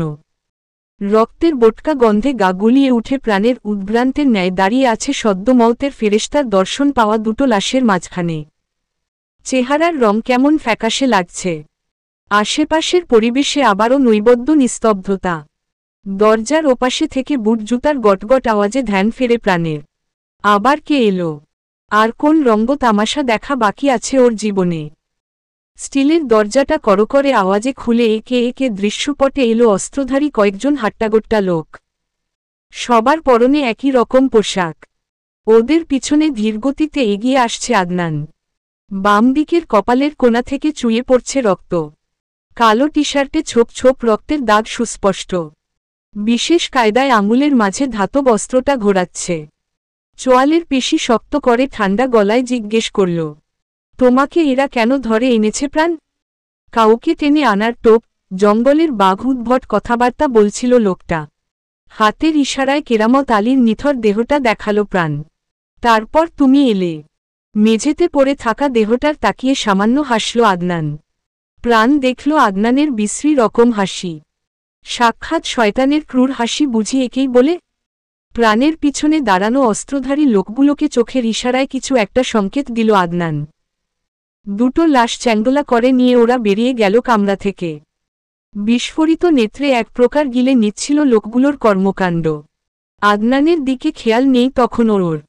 লাশ দুটো নিয়ে লোকগুলো বিদায় নিতেই ছলাৎ করে লাফ দিয়ে উঠে প্রাণের কলিজা। ঠিক কপালের মাঝ বরাবর রিভলভার তাক করে রেখেছে আদনান। আদনান মুনতাসির ডেনিজ কোনো পিছুটান রাখে না প্রাণ পাখি। তুমি তো বড়জোর এক রাতের বেড পার্টনার হতে পারবে। তবে পিছুটান? ছ্যাহ, গেট রেডি টু ডাই। রক্তশূন্য ফ্যাকাশে চেহারাটা আরও ফ্যাকাশে হল যেন প্রাণের। বিগত 6 বছর যাবৎ চাতক পাখির ন্যায় প্রতীক্ষা করেছে ও। আজ আদনান যখন এলো, অপেক্ষার অবসান হয়েছে ভেবে কতটা উচ্ছ্বসিত ছিল, তা একমাত্র ওই জানে। স্কুলে দেখা শান্ত, লাজুক ছেলেটা বদলে গিয়েছে হিংস্র কোনো সত্তায়। প্রাণের মস্তিষ্কের স্নায়ুকোষ এত চাপ নিতে জ্ঞান হারায় প্রাণ। সংজ্ঞাহীন দেহটা মেঝেতে লুটিয়ে পড়ার আগে বাহুডোরে আগলে নেয় আদনান। অতি পরিচিত ফুলের মিষ্টি একটা সুবাস নিঃশ্বাসের সঙ্গে নাসারন্ধ্র প্রবেশ করতে মস্তিষ্ক সচল হল প্রাণের। কেউ একজন গভীরভাবে পর্যবেক্ষণ করে চলেছে ওকে এবং অক্লান্তভাবে চুলের মধ্যে আঙুল চালিয়ে বিলি কেটে যাচ্ছে। আচমকা চোখ খুলে তোড়াক করে উঠে বসে প্রাণ। অচেনা কোনো এক আলিশান কামরা। সাদা বেড কাভার, একটা 4 পাল্লার আলমিরা, দেয়ালে সেটে থাকা বড় আয়না, 2টো সোফা, একটা সেন্টার টেবিল। ছবির মতো সুন্দর করে সাজানো গোছানো ঘর। প্রাণকে উঠে বসতে দেখে অধর প্রসারিত করে হাসল আদনান। যাক বাবা, কুম্ভকর্ণ ম্যাডামের ঘুম ভাঙল তবে? ঠিক আছো এখন? ক্যানোলা লাগানো প্রাণের হাতটা আলতোভাবে ধরে রেখেছে আদনান। আদনান, আমিই তো। ঘাড় চুলকে বলল আদনান। আদনানের কথার প্রত্যুত্তরে কিছু একটা বলতে যেয়ে আচমকাই থেমে গেল প্রাণ। সুস্পষ্টভাবে মনে আছে জ্ঞান হারানোর আগে সামনে বসা সুদর্শন যুবকের ওকে নিয়ে করা কটূক্তি। মুখের হাসিটা দমকা হাওয়ায় দিয়াশলাইয়ের কাঠির ন্যায় নিভে গেল প্রাণের। আমাকে এখানে এনেছ কেন? রাগে থরথর করে কেঁপে চেঁচিয়ে প্রশ্ন করে প্রাণ। আওয়াজ নামিয়ে কথা বলো প্রাণ পাখি। আমার সঙ্গে গলা উঁচিয়ে কথা বলা আমি ঠিক সহ্য করতে পারি না। কণ্ঠনালী ছিঁড়ে খুঁড়ে দিতে ইচ্ছে করে। So keep your voice down. আর যদি না করি? খুন করতে আমার হাত কাঁপে না প্রাণ। কাল দেখনি? বাঁকা হাসল আদনান। প্রাণ চেয়ে দেখে সেই বাঁকা হাসি। তুমি আসলে কে আদনান? কিউরিওসিটি? হ্যাঁ। আমাকে নিয়ে বেশি ভাবতে যেও না প্রাণ। যারা আমাকে নিয়ে ভাবে, দিনশেষে তারা আর নিজেদের নিয়ে ভাবার জন্য জীবিত থাকে না। দাঁতে দাঁত চেপে বলতে থাকে আদনান। আবারও কিছু একটা বলতে যাচ্ছিল প্রাণ। তার আগে হেঁচকা টান দিয়ে বিছানা থেকে নামিয়ে হুঙ্কার দিয়ে বলে, খেয়ে দিয়ে বিদাও হও প্রাণ। জাস্ট ফাক অফ মাই সাইট। তোমার মতো মেয়েদের আমার চোখের সামনে সহ্য করতে পারি না আমি। হাত নিষ্পিস করে। রাগে ফর্সা মুখটা রক্তিম বর্ণ ধারণ করেছে আদনানের। সকাল 10টা বেজে 13 মিনিট, ওয়েনসডে। ভগ্নহৃদয়ে কামরার মাঝখানে দাঁড়িয়ে আছে অন্বেষা প্রাণ নামক 22 বছরের এক তরুণী। দেয়াল ঘড়িতে জানান দেয়ার সময় অনুযায়ী প্রায় 37 ঘণ্টা যাবৎ পেটে কোনোরকম দানাপানি পড়েনি ওর। 2 দিন আগে ভর সন্ধ্যায় রাস্তায় উল্টে পড়ে থাকা এক বয়স্ক মহিলাকে সাহায্য ছুটে গিয়েছিল মানবিক দায়িত্ব থেকে। অথচ সবটা ছিল ভ্রম, ষড়যন্ত্রের ছক। নিজের অবস্থা খেয়াল হতে দাঁতে দাঁত পিষল প্রাণ। অপহরণের সময় পরিধেয় 3 পিস বদলে গিয়েছে স্কার্ট এবং টি-শার্টে। খাবারের ট্রে নিয়ে একজন মহিলাকে আসতে দেখা গেল। বিনীতভাবে প্রাণকে বলল, চিফ ডেনিজ, আপনাকে নাস্তা করে নিতে বলেছেন ম্যাডাম। ডেনিজ আবার কে? আদনান। গতকাল আদনানকে নিজের নামের সঙ্গে ডেনিজ বলতে শুনেছে ও। আবারও প্রাণকে আপন ভাবনায় ডুবে যেতে দেখে সামান্য গলা খাকারি দিল মহিলা। আপনি নাস্তা করে নিন ম্যাডাম, নয়তো চিফ অনেক রেগে যাবেন আমার উপর। চোখে মুখে ভয়ের আভাস স্পষ্ট দেখল প্রাণ। আপনাদের ওইসব 2 টাকার চিফকে আমি ভয় পাই না। আর আমার ড্রেস চেঞ্জ করেছে কে? সত্যিই ভয় পাও না? বুকের সঙ্গে দুহাত বেঁধে দরজায় হেলান দিয়ে দাঁড়িয়ে আছে আদনান। ধীর পায়ে ভিতরে প্রবেশ করে এক নজর ট্রে হাতে থাকা মহিলার দিকে তাকাল। সেন্টার টেবিলে ট্রে রেখে মহিলা এক প্রকার ছুটে বেরিয়ে গেল। আমার ড্রেস চেঞ্জ করেছে কে আদনান? আমি। তুমি? এক ঝটকায় প্রাণকে নিজের কাছাকাছি টেনে আনল। প্রাণের পিঠ ঠেকল আদনানের শক্তপোক্ত বুকে। প্রাণের হাতটা মুচড়ে ধরেছে পিঠের সঙ্গে। এলোমেলো চুলের ভাঁজে অনেকটা ঝুঁকে ঠোঁট ছুঁয়ে দিতে থাকে। চুল ছেড়ে স্পর্শটা গড়ালো জেগে উঠা কণ্ঠার হাড় অবধি। এই শরীর আগেও আমার মাঝে বিলীন হয়েছে প্রাণ পাখি। প্রতিটা ইঞ্চিতে আমার ছাপ এঁকেছি। You want it again? Huh? তাছাড়া এখন আমি আরও পরিণত এবং শক্তিশালী। Can you handle it? একদম বাজে কথা বলবে না আদনান। ছাড়ো আমায়। বাজে কথা? তুমি ভুলে গিয়েছ প্রাণপাখি, সেই রাত ঝড় বৃষ্টিতে আটকা পড়েছিলাম আমরা, আমি তোমাকে, আমরা দুজনে কাছাকাছি, তোমার লাল তিলে ডুবেছিলাম আমি, প্রাণের কানে ফিসফিসিয়ে বলে আদনান। সেদিনের পর তুমি কোথায় হারিয়ে গিয়েছিলে আদনান? অশ্রুসিক্ত নেত্রে আকুতিভরা করুণস্বরে জিজ্ঞেস করেই ফেলল প্রাণ। আবারও শক্ত হল আদনানের চোয়াল। এক ধাক্কায় প্রাণকে নিজের কাছে থেকে সরিয়ে দিয়ে বাঁকা হেসে বলল, Adnan Muntasir Deniz bed partner repeat করে না প্রাণপাখি। I already had you. তুমি আমার সামনে নগ্ন হয়ে এলেও আমাকে ঘায়েল করতে পারবে না। তাছাড়া ব্যথার কারণ যখন আমি, সারিয়ে তোলার ওষুধও আমাকেই হতে হবে। কি বলো? আজই শেষ। এরপর তোমার এই চেহারাটা যেন আমাকে আর দেখতে না হয়। নয়তো কি? আমার রিভলভারের নিশানা থেকে কেউ বেঁচে ফেরে না প্রাণপাখি। কথাটা বলে দ্রুততার সঙ্গে প্রস্থান করল আদনান। রাতের শেষ প্রহর, গুলশানের অভিজাত মদ্যশালা। উচ্চ বিটের ডিজে মিউজিক, চকচকে হরেক রকমের লাইট, স্বল্প পোশাকে পরিধেয় তরুণীদের অশ্লীল অঙ্গভঙ্গিতে মাতোয়ারা উপস্থিত সকলে। উইডের গন্ধে শ্বাস নেয়া দেয়। বয়োবৃদ্ধ, তরুণ, যুবক, যুবতী অবাধে যৌনলীলায় মেতেছে। পশু সমাজের নিত্যনৈমিত্তিক আচারাচরণ প্রতিফলিত হচ্ছে তথাকথিত সভ্য মানুষ্য প্রজাতিতে। কুরুচিপূর্ণ যৌনখেলায় তাদের পশু বলে বিভ্রম হয় অবলীলায়। কালো টি শার্ট, ডেনিম ফেব্রিক্সের প্যান্ট পরিহিত দীর্ঘদেহী এক যুবক, যার মাথাটা আবৃত কালো হুডির ক্যাপে। হাই বুটের গটগট আওয়াজ তুলে নিরিবিলি জায়গা দেখে বসল সে বার কাউন্টারের টুলে। অভিজ্ঞ বার অ্যাটেন্ডেন্ট অবনত মস্তকে এগিয়ে দেয় লাল পানীয়ের সুদৃশ্য কাচের গ্লাস। খোলামেলা পোশাকে আবেদনময়ী রূপ জাহির করতে থাকা তরুণীকে ইশারার সঙ্গ দিতে বলতেও ভুলল না অবশ্য। দৃশ্যমান সুগভীর বুকের খাজ আরও ভালো করে ফুটিয়ে তুলতেই বুঝি ঝুঁকল তরুণী। পানীয় জলের গ্লাস হাতে নিয়ে আগন্তুক যুবকের ঠোঁটের কাছে নিতে মেজাজের খেয়ে হারাল যুবক। ঠান্ডা গলায় বলল, হ্যান্ডস অফ। যুবকের স্বরের কাঠিন্য বা ক্রুদ্ধতা কোনোটাই বুঝল না তরুণী, বরং কোলে চড়ে বসতে চাইল সে। আচমকা আর্তচিৎকার করে মেঝেতে লুটিয়ে পড়ল সেই তরুণী। বাম হাতের তালুর উপর গেঁথে থাকা ছুরির ফাঁক দিয়ে গোলগলিয়ে বেরিয়ে আসছে রক্তের ধারা। হুডির ক্যাপ নামাতে দেখা গেল হালকা বাদামি রঙের ঘাড় ছুঁই ছুঁই চুলের তাগড়া এক যুবক, যার চোখে খেলা করছে নিদারুণ নির্মমতা। বুট জুতো দিয়ে আরও ঠেসে চেপে ধরল ছুরিটা আদনান। তরুণীর দুপাশের চোয়াল শক্ত করে মথে দিয়ে হিসহিসিয়ে উঠে। কথা কানে যায় না? কোলে বসবি হু? মুড ভালো, তাই বেঁচে গিয়েছিস। 3 সেকেন্ডে চোখের সামনে থেকে বিদায় হ, নয়তো জমের বাড়ি দেখবি। Bloody slut. গোটা দৃশ্যটা দূর হতে অবলোকন করল ইশতিয়াক রেজা, বয়স 50 সেই লোকের গায়ে সাদা ফতুয়া পাজামার সেট।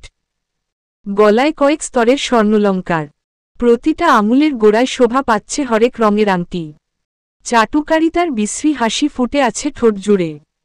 পায়ে পায়ে এগিয়ে বার অ্যাটেন্ডেন্ট ছোকরা গোছের ছেলেটাকে চোখ পাকিয়ে উষ্ণ সম্বোধনে স্বাগত জানাল আদনানকে। ততক্ষণে আবারও বার তুলে এসে বসেছে আদনান। পকেট থেকে সিগারেটের প্যাকেট এবং নগ্ননারী দেহের আপত্তিকর ছবি সম্বলিত লাইটার বের করে কিছুক্ষণ আঙুলের মাঝে ঘুরিয়ে নীল শিখার স্ফুলিঙ্গের সাহায্য সিগারেট ধরিয়ে সুখটানে ব্যস্ত হয় সে। চিফ ডেনিজ, কি সৌভাগ্য আমার! আপনার খাতিরযত্নের ত্রুটি নজরান্দাজ করুন চিফ। এই অধম ক্ষমাপ্রার্থী। অনেক দিন পর এলেন। তেলবাজি বন্ধ কর ইশতিয়াক। জি চিফ।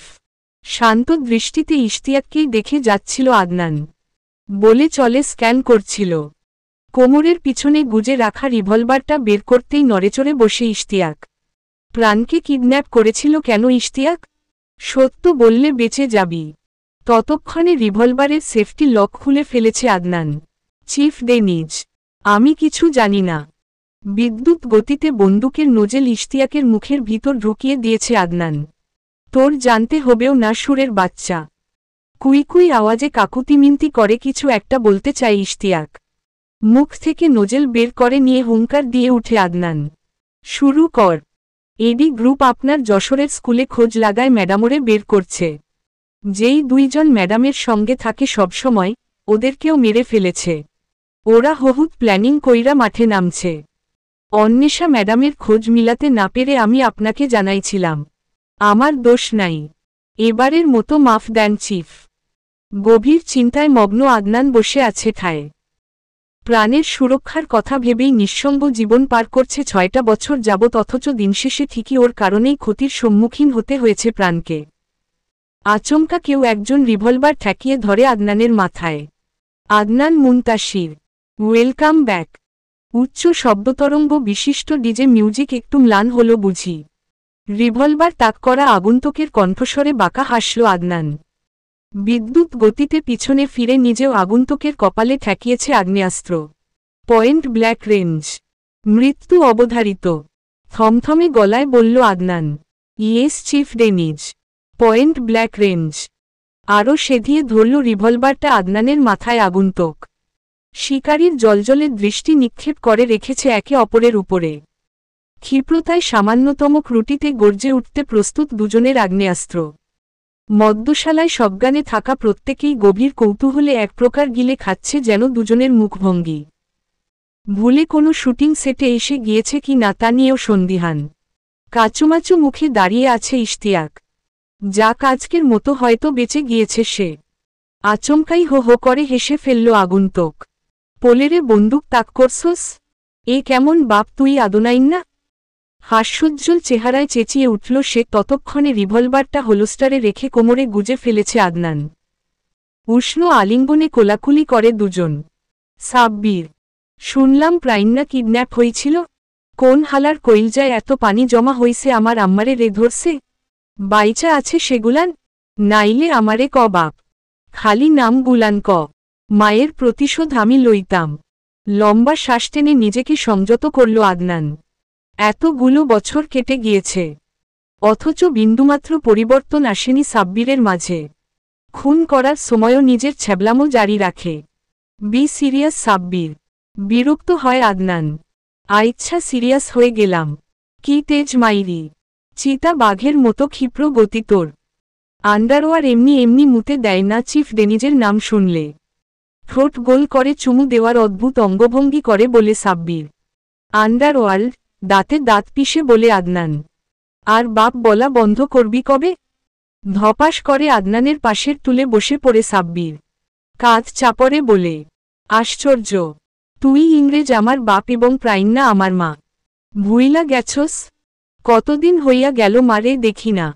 কাইল জামুই জামু, করুণস্বরে বলে সাব্বির। সাব্বিরের কীর্তিকলাপ দেখতে থাকা দর্শকের দিকে একবার শান্ত দৃষ্টিতে তাকায় আদনান। হুড়ুহুড়ি করে সটকে পড়ে সকলে। টানটান উত্তেজনাপূর্ণ সিনেমার দৃশ্যপট এভাবে বদলে যাবে কেউ হয়তো আশা করেনি। কোথায় দু-চারটে লাশ পড়তে দেখে আজীবনের গল্পের খোরাক জোগানোর প্রত্যাশায় ছিল, সেখানে গলা জোড়াজোড়ি করছে দুজনে। ছ্যাহ ছ্যাহ, টেকনাফের এসপির কি খবর? হাড্ডি খুইজা পাইছে কয়দিন আগে নালায়। শালার মাইয়াডা হেব্বি জোশ আছিল বাপ, পুরাই মাখন। কয়েকবার খাইছি তাও মন ভরে না। খাইবি? ব্যবস্থা করুম, সরল গলায় বলে সাব্বির। সাব্বাস, আমার বাঘের বাচ্চা। সন্তুষ্ট ভঙ্গিতে সাব্বিরের কাঁধ চাপড়ে দিয়ে বলে আদনান। তবে ওসব মাখনে আমার পোষাবে না। প্রশংসায় গলে গিয়ে বিশ্রীভাবে হাসল সাব্বির। লিসেন, প্রাণের সঙ্গে দেখা করতে গেলে নিজের পরিচয় গোপন করে যাবি। তোর আর আমার যোগাযোগ আছে, প্রাণ যেন কোনোভাবে জানতে না পারে। খবরদার ওর দিকে বাজে নজরে তাকাবি না। চোখ গেলে দেব একদম। আরও একবার সিগারেট ধরিয়ে শুকটানে ব্যস্ত হয় আদনান। রঙ্গ মুখ বেঁকিয়ে বিড়বিড় করে বলে সাব্বির। এডি গ্রুপ কিডন্যাপ করেছিল প্রাণকে। আমি পৌঁছাতে আর কিছু সময় দেরি করলে। কথাটা শেষ না করে আবারও ধুমায়িত শলাকায় টান দেয় আদনান। এখন কি করতে চাস? প্রাণ পাখি খাঁচায় বন্দি হবে এবার। তুমি ক্যাডা জানলে পাখি আটকাইব? স্বেচ্ছায় কোনো পাখি বন্দিনী হয়? বাঁকা হেসে প্রত্যুত্তর করে আদনান। উত্তপ্ত দুপুর। আদনানের সঙ্গে দেখা হবার পেরিয়েছে বেশ কিছু দিন। জীবনেও আর কাউকে সাহায্য করতে যাবে না প্রাণ। কানে ধরে তওবা করেছে। হাহ, নিজেকে ঘরবন্দি করেও রেখেছে কিছুদিন। তবে শেষমেশ বেরুল, নয়তো টিউশনিগুলো হাতছাড়া হয়ে যেত। আজবাহার সাহেব ওর ভরণপোষণের দায়িত্ব থেকে অব্যাহত হয়েছেন বেশ কিছু বছর। ফিরোজা বেগমের কটুকথা থেকে বাঁচতে টিউশনি শুরু করেছে প্রাণ। বিয়ের জন্য চাপাচাপি করেছে অসংখ্যবার। মনের কোঠায় আদনানের বসবাস সেই কিশোরী বয়স থেকে। অন্য কাউকে কিভাবে সেই জায়গা দেবে? ফুটপাত ধরে হেঁটে আসছিল প্রাণ। ঘড়ির কাঁটার ন্যায় টিক টিক করে আদনানের নামটাই আন্দোলিত হচ্ছে বারংবার। যতবারই মনে হচ্ছে প্রাণের হাত নিষ্পিস করছে। শয়তানটা কতগুলো বাজে কথা শুনিয়েছে ওকে। নিজের নাম এমনভাবে জাহির করছে যেন ডোনাল্ড ট্রাম্পের ভাতিজা। ওর নাম বললেই সামনের জনের হাঁটু কাঁপা শুরু হবে। আরেকবার সামনে পেলে থেতলে নাকের নকশা বদলে দেবে বলে বদ্ধপরিকর প্রাণ। দাঁতে দাঁত পিষে আদনানের গোষ্ঠী উদ্ধার করতে থাকা প্রাণ হয়তো ওকে অনুসরণ করে চলা কালো রঙের গাড়িটার দিকে খেয়াল করেনি। হুট করে গাড়ির প্যাসেঞ্জার সিটের দরজা খুলে দেয় কেউ একজন। আপন মনে হাঁটতে থাকা প্রাণ আচম্বিতে বাধাপ্রাপ্ত হয়ে উল্টে পড়ার জোগাড় হল। দরাম করে আঘাত পেল কপালে। এমনিতেই মেজাজ গরম ছিল প্রাণের, ব্যথার কারণে মেজাজের পারদ তুঙ্গে গিয়ে ঠেকল। ভয়ঙ্কর ঝগড়ার প্রস্তুতি নিয়ে মুখ খোলার আগে দেখল সাদা টি শার্ট, নীল জিন্স পরিহিত আদনানকে। প্রাণকে দেখে চোখ থেকে রোদ চশমা খুলে নিতে নিতে চমৎকার করে হাসল। হ্যালো প্রাণ পাখি, তুমি? আমিই তো। এটা কোন ধরনের অভদ্রতা? তোমার সঙ্গে আমার অভদ্রতারই তো সম্পর্ক প্রাণ পাখি। ভুলে যাচ্ছ কেন? ঠোঁটে ঠোঁট চেপে তেতে উঠা মেজাজের রাশ টানল প্রাণ। কথার প্রত্যুত্তর না করে আবারও হাঁটা শুরু করে ও। এসব ডায়লগবাজি শোনার সময় নেই ওর। ভুজুংভাজুং কথাবার্তা কিছুক্ষণ চালিয়ে শেষে বলবে, আদনান মুনতাসির ডেনিজ বেডপার্টনার রিপিট করে না। ব্যাটা ইঁদুর, না পেলে রিপিট করবি কিভাবে? উত্তপ্ত মাতন খানিকটা সহনশীল পর্যায়ে এসেছে, তবে তেজ তখনও বলিয়ান। অন্তরিক্ষের ঈশান কোণে ক্রমশ ঘনীভূত হতে থাকা একখণ্ড ধূসর মেঘের আনাগোনা আসন্ন ঝড়ঝাঞ্ঝার ইঙ্গিত বলে সহজেই অনুমেয়। মৃদুমন্দ বাতাসে শুকনো পাতারা মর্রর ধ্বনিতে ওড়াউড়িতে ব্যস্ত। পক্ষীকুলো আসন্ন ঝড়ের কবল থেকে নিজেকে বাঁচিয়ে রাখতে তৎপর। খুঁজে চলেছে নিরাপদ আশ্রয়। সাদাসিধা থ্রিপিস পরিহিত এক তরুণী দ্রুততার সহিত পা চালিয়ে হেঁটে যাচ্ছে ফুটপাত ধরে। হাওয়ায় উড়তে থাকা তরুণীর কটিদেশ অব্দি ছড়ানো কেশে ঐন্দ্রজালিক মায়ামো করে তুলেছে তরুণীরা মুখবিবর। ব্যস্ত নজরে খোঁজ জারি রেখেছে গরিবের উড়োজাহাজের। অন্যান্য সময় রাস্তার ধারে সারি বেঁধে গামছালুঙ্গি সমেত পাইলট মামাদের দেখা গেলেও এখন কোন চুলোয় তারা? সুশ্রী মুখবিবরে ত্যক্তবিরক্ততার ছাপ স্পষ্ট। তরুণীর পিছু অনুসরণ করে চলেছে লম্বা গড়নের এক যুবক। রোদে পোড়া সবল চেহারার তাগড়া যুবক পকেটে দুহাত গুজে অনুসরণ করে চলেছে অবলীলায়। ঘাড় ছেড়েও নেমে আসা হালকা বাদামি চুল হাওয়ায় ভাসছে ক্রমাগত। কালো ডায়ালের বাদামি চামড়ার ঘড়িটায় আরও পৌরুষদীপ্ত সে। বয়স ঠিকঠাক ঠাউর করা যাচ্ছে না যুবকের, তবে নিঃসন্দেহে ভিড়ের মাঝে নজরকাড়া চেহারা সেই যুবকের। ফুটপাতের আশেপাশে থাকা প্রত্যেকেরই নজর আটকেছে তার সুদর্শন মুখবিবরে। গুনগুনিয়ে আউড়ে চলেছে কিছু গানের লাইন, গজ খানিকের দূরত্বে থাকা তরুণীর উদ্দেশ্যে। ও প্রাণ পাখি, ও প্রাণ পাখি, শুধু একটাবার ফিরে তাকা। গেলি চোখ ছুঁয়ে, বড় কাছ দিয়ে, আর বুকটা করে গেলি ফাঁকা। ঝট করে পিছু ফিরে আদনানের মুখোমুখি দাঁড়ায় প্রাণ। কুঁচকে থাকা কপালের ভাঁজ আরও গাঢ় করে অগ্নিদৃষ্টি নিক্ষেপ করে এক সময়ের প্রেমিক পুরুষের দিকে।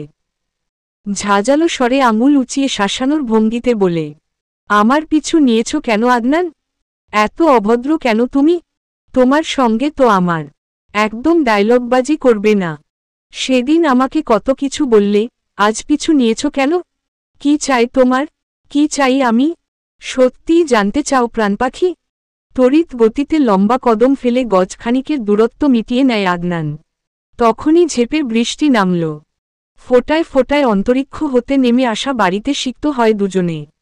বৃষ্টিসিক্ত স্বীয় প্রণয়িনীকে অবলোকন করে বুক পাজরে ঝড় উঠে আদনানের। আকুতিভরা কণ্ঠে বলে, লেটস গেট ব্যাক টুগেদার প্রাণ। মানে? হোঁচকায় প্রাণ। চলো বিয়ে করি। আদনানের মুখ নিঃসৃত প্রতিটা শব্দে হতবিহ্বল হয়ে যায় প্রাণ।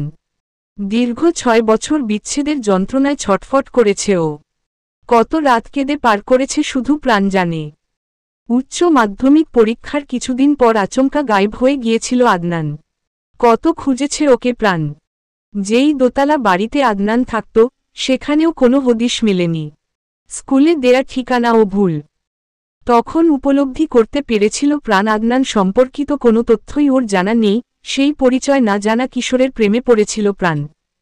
ভয়ঙ্কর প্রেম। এমনই এক ঝুম বৃষ্টিতে স্কুলের গেটে দেখা হওয়া, অল্পস্বল্প খুনসুটি, বন্ধুত্ব থেকে প্রেমে পড়া সবকিছু স্মৃতির পাতায় অমলিন এখনও। এত বছর পর আদনান ফিরে এলেও ওদের দেখা হওয়াটা সুখকর ছিল না। বারবার ওর এটাই মনে হয়েছে প্রাণের আদনান ইচ্ছে করে হারিয়ে গিয়েছিল। প্রাণের কথা একবারও মনে করেনি সে। প্রাণ ওকে ঠিক কতটা ভালোবাসত, আর কেউ না জানলেও আদনান তো জানত। আবার ভালোবাসা দিয়ে হারিয়ে গেলে প্রাণ সেই ধাক্কা সইতে পারবে না। তাছাড়া আদনান সাধারণ কেউ নয়। এজন্যই হয়তো যশোরের অজপাড়াগায় আত্মগোপন করেছিল। খুন করেছে কয়েকজনকে নিমিষেই। অর্থাৎ এ কাজে সে অভ্যস্ত। হয়তো কোনো মাফিয়া অথবা মাস্তান গোছের কেউ আদনান। প্রাণকে এক ধ্যানে ওর দিকে চেয়ে থাকতে দেখে তুড়ি বাজালো আদনান। আমি তোমাকে কখনোই বিয়ে করব না আদনান। একদম আমার পিছু নিবে না, তাছাড়া আমার বিয়ে ঠিক হয়ে গিয়েছে। তুমি কি ভেবেছ আমি তোমার অপেক্ষায় আছি? বিদ্রুপাত্মক স্বরে বলে প্রাণ। প্রাণ পাখি। মুহূর্তে কোমরে গোজা রিভলভার বের করে Adnan. Look at this. The বেরেটটা 9.2 FS 9mm calibre. Target miss করে না সহজে।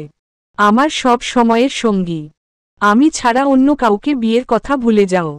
এত অধঃপতন তোমার? চেঁচিয়ে বলে উঠে প্রাণ। কালো চকচকে আগ্নেয়াস্ত্র দেখে আত্মা উড়ে যাওয়ার জোগাড় প্রাণের ততক্ষণে বেড়েছে বাতাসের তোড়।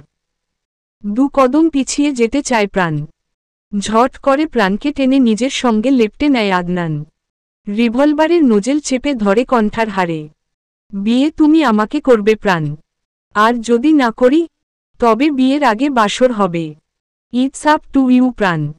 বিয়ের আগে বাসর চাও নাকি পরে? আমি সবেতেই রাজি। দাঁতে দাঁত চেপে কথাটা বলে প্রাণকে ছেড়ে দেয় আদনান। অন্ধকারাচ্ছন্ন হিম শীতল এক কমরা। মাঝারি সাইজের কামরাটার একমাত্র আলোর উৎস এক কর্নারে জ্বলতে থাকা টিমটিম হলদেটে বাতি, ইংরেজিতে যাকে বলে ওয়ারমোটন। বিশাল বেসওয়ালা ইংরেজি গানে মুখরিত গোটা কামরা। শাঁসা শব্দে চলতে থাকা এয়ারকন্ডিশনের কল্যাণে গোটা কামরায় বাতাবরণ হিম শীতল। সিলিংয়ের সঙ্গে ঝুলতে থাকা মুষ্টাঘাত ব্যাগে ক্রমাগত নিজের শক্তি জাহির করে চলেছে আদনান। মুক্তদানার মতো ঝরতে থাকা ঘামে পেশিবহুল পুরুষালী শরীরের শৌর্য ঠিকরে বেরোচ্ছে। পরনের টি শার্ট এবং ট্রাউজার যা ঘামে জবজবে হয়ে গিয়েছে ইতোমধ্যে। নিজের সমস্ত রাগ উগরে দিতে তৎপর সে। সময়ের সঙ্গে পাল্লা দিয়ে বাড়ছে তার আঘাতের পরিমাণ। মনের গোপনে চলা অন্তর্দ্বন্দ্ব, কুঁচকে থাকা কপাল এবং শক্ত চোয়ালের পেশি হতে সহজেই অনুমেয়। কামরার এক পাশে থাকা বাদামি রঙের বিন ব্যাগে পা ছাড়িয়ে বসে আদনানের দিকে নিজের ঈগল দৃষ্টি তাক করে রেখেছে সাব্বির। হাতে একটা বর্ষর সবুজ প্রিঙ্গেলস চিপসের কৌটা। মুখ ভর্তি চিপস মোচমোচ শব্দে সাবার করে চলেছে ও। চিপস খেয়ে আবার বিশ্রীভাবে নিজের আঙুল চেটে খাচ্ছে। থামো বাপ আমার। আর কত কিলাইবি? আমারে চিনোস না তুই? বন্দুক দেইখা ভয় পাইব তোরে? ভাগ্য ভালো জুতো পেটা খাও নাই আব্বা। তোর আম্মার পায়ে ধরা লাগবে নাকি এখন? ধরা লাগলে ধরবা বাপ। কপাল কুচকে সাব্বিরের দিকে তাকায় আদনান। আমারে লুক দিয়া লাভ নাই বাপ। বিয়া করলে সবই ধরবা। তাইলে পা আর এমন কি জিনিস? কাঁধেও উঠানো লাগে কামের। মাঝপথেই সাব্বিরকে থামিয়ে দেয় আদনান। চুপ। আচ্ছা আব্বা আমি চুপ। খ্যাক খ্যাক করে হাসতে থাকে সাব্বির। তবে পাখিরে নিজের করতে হলে একটু ফাঁদে আটকাও আব্বা। ফাঁদ কি আমারে কয়ে দিতে হইব এখন? জাস্ট ওয়েট এন্ড সি প্রাণ পাখি। বিড়বিড় করে বলতে থাকে আদনান, সেই সঙ্গে ঠোঁটের কোণে ফুটে উঠে কুটিল হাসি। মাগরিবের আজানের ধ্বনি ভেসে আসছে চারিদিক হতে। কয়েকজোড়া ফিঙের হাপিত্যেসে সরব জায়গাটা। প্রাণ দ্রুত পা চালালো। না, এই টিউশনি ছেড়ে দিতে হবে ওর। প্রায়শ দেরি হয়ে যায়। মোহাম্মদপুরের এক ঘিঞ্জি এলাকায় ওদের বাসা। কয়েকটা অন্ধকার গলি পেরিয়ে তবেই দেখা পাওয়া যায় ওদের বাসাটার। রাস্তায় বখাটে ছেলেদের আনাগোনা লেগেই থাকে এ সময়ে। কিছুদিন আগে ওকে কিডন্যাপ করেছিল এরকম গোধূলির আলো মুছে যাওয়ার পরই। ওর আগেই সতর্ক হওয়া উচিত ছিল। নিজেকে অনবরত ঝাড়ি দিয়ে দ্রুত কদম ফেলে হেঁটে চলেছে প্রাণ। কিছু দূর এগোতেই দেখল একটা ছেলেকে কয়েকজন ঘিরে এলোপাতাড়ি আঘাত করে চলেছে। ছেলেটার হৃদয়বিদারক আর্তচিৎকারে প্রাণের বুকটা মোচড় দিয়ে উঠে। আহারে, এতজন মিলে মারলে তো মরে যাবে ছেলেটা। প্রথমে একবার ভাবল যাবে সাহায্য করার জন্য, পরক্ষণেই মনোভাব পাল্টাল। ও তো আর মারামারি করতে পারবে না। কিছুদিন আগেও ফেঁসে গিয়েছিল সেই মহিলাকে সাহায্য করতে গিয়ে। তার চেয়ে ছেলেগুলোর ওকে দেখার আগে মানে কেটে পড়া যাক ভেবেই আরও দ্রুত পা চালানো প্রাণ। তীক্ষ্ণ আর্তচিৎকার করে মার খাওয়া ছেলেটা লুটিয়ে পড়ল পিছালা রাস্তার উপর। অকথ্য গালাগালি সেই সঙ্গে এলোপাতাড়ি লাথি দিয়ে চলেছে। বাঁচার আকুলতা নিয়ে লুটিয়ে পড়া ছেলেটার আর্তনাদ কিছুটা চেনা মনে হল প্রাণের। আরও মনোযোগ দিয়ে শুনে বুঝতে পারল এটা আদনান। আদনান এখানে কেন? ধুর, এখন কাহিনী বিচার বিশ্লেষণ শুরু করলে হবে না। আপনারা কারা? প্লিজ ছেড়ে দিন ওকে। প্রাণ করুণ স্বরে বলে আদনান। ওখানে থাকা একটানা ছেলে প্রাণের দিকে লোভাতুর দৃষ্টিতে এগিয়ে যেতে নিলে গর্জন করে উঠে আদনান। সুরের বাচ্চা, ওর দিকে হাত বাড়ালে জান নিয়ে ঘরে ফিরতে পারবি না। মুহূর্তের মধ্যে ছেলেটা ক্ষমাপ্রার্থনার ভঙ্গিতে হাঁটু গেড়ে আদনানের সামনে বসতে গেলে আবারও চোখ রাঙাল আদনান। হতবিহ্বল হয়ে গিয়েছে ছেলেটা। এই পর্যায়ে অন্য একজন ধরালো ছুরি দিয়ে আদনানের বুক বারবার আঘাত করতেই পালিয়ে গেল সকলে। গলগল করে বুকের বাম পাশ থেকে বেরিয়ে আসতে থাকে রক্তের ধারা। প্রাণ, আই লাভ ইউ প্রাণ, I love you to the infinity. আজ যদি আমি মারা যাই, তবে মনে রেখো আজীবন আমি তোমাকে ভালোবেসে এসেছি। তোমার কিছু হবে না আদনান। চলো হসপিটালে নিয়ে যাচ্ছি আমি তোমাকে। জীবনের শেষ মুহূর্তে তুমি আমার পাশে আছো প্রাণ। আমার আর কিছু চাই না। বলেই আরও একটু নেতিয়ে পড়ল আদনান। ভালোভাবে ক্ষতস্থানটা দেখতে থাকে প্রাণ। এতটুকু কেটে গেলে কেউ মরে যায় না আদনান। তুমি অভিনয় বড্ড কাঁচা, বিরক্ত স্বরে বলে প্রাণ। নিষ্ঠুর, পাষাণ মহিলা। আমি মরে যাচ্ছি আর তোমার কাছে নাটক মনে হচ্ছে? গাড়ি কোথায় তোমার? একদম নাটক করবে না। অন ইউর লেফট, মিনমিনে গলায় বলে আদনান। গাড়িতে বসে প্রাণের ব্যাগে থাকা ছোট্ট বক্স থেকে প্রাথমিক চিকিৎসার সরঞ্জামাদি বের করে ড্রেসিং করে দিল ক্ষতস্থানটা। এক ধ্যানে প্রাণের দিকে চেয়ে আছে আদনান। মিটিমিটি হেসে চলেছে কিছু একটা ভেবে। তুমি না মাফিয়া? ছিচকে চোরদের সঙ্গে পারলে না? নাকি এরা তোমারই চেলাপেলা? আমি বিজনেসম্যান, আমি বিজনেসম্যান। বিড়বিড়িয়ে আদনানকে ভেঙাল প্রাণ। তবে আমার বিজনেসে ঝামেলা করলে তাকে দুনিয়া থেকে সরিয়ে দিই। কথাটা বলে দাঁত বের করে হাসল আদনান, যেন বিরাট কোনো পুণ্যের কাজ করে ও। লম্বা একটা শ্বাস টেনে নিজের মনে চলতে থাকা কথা সাজাল প্রাণ। 6 বছর অনেক দীর্ঘ সময় আদনান।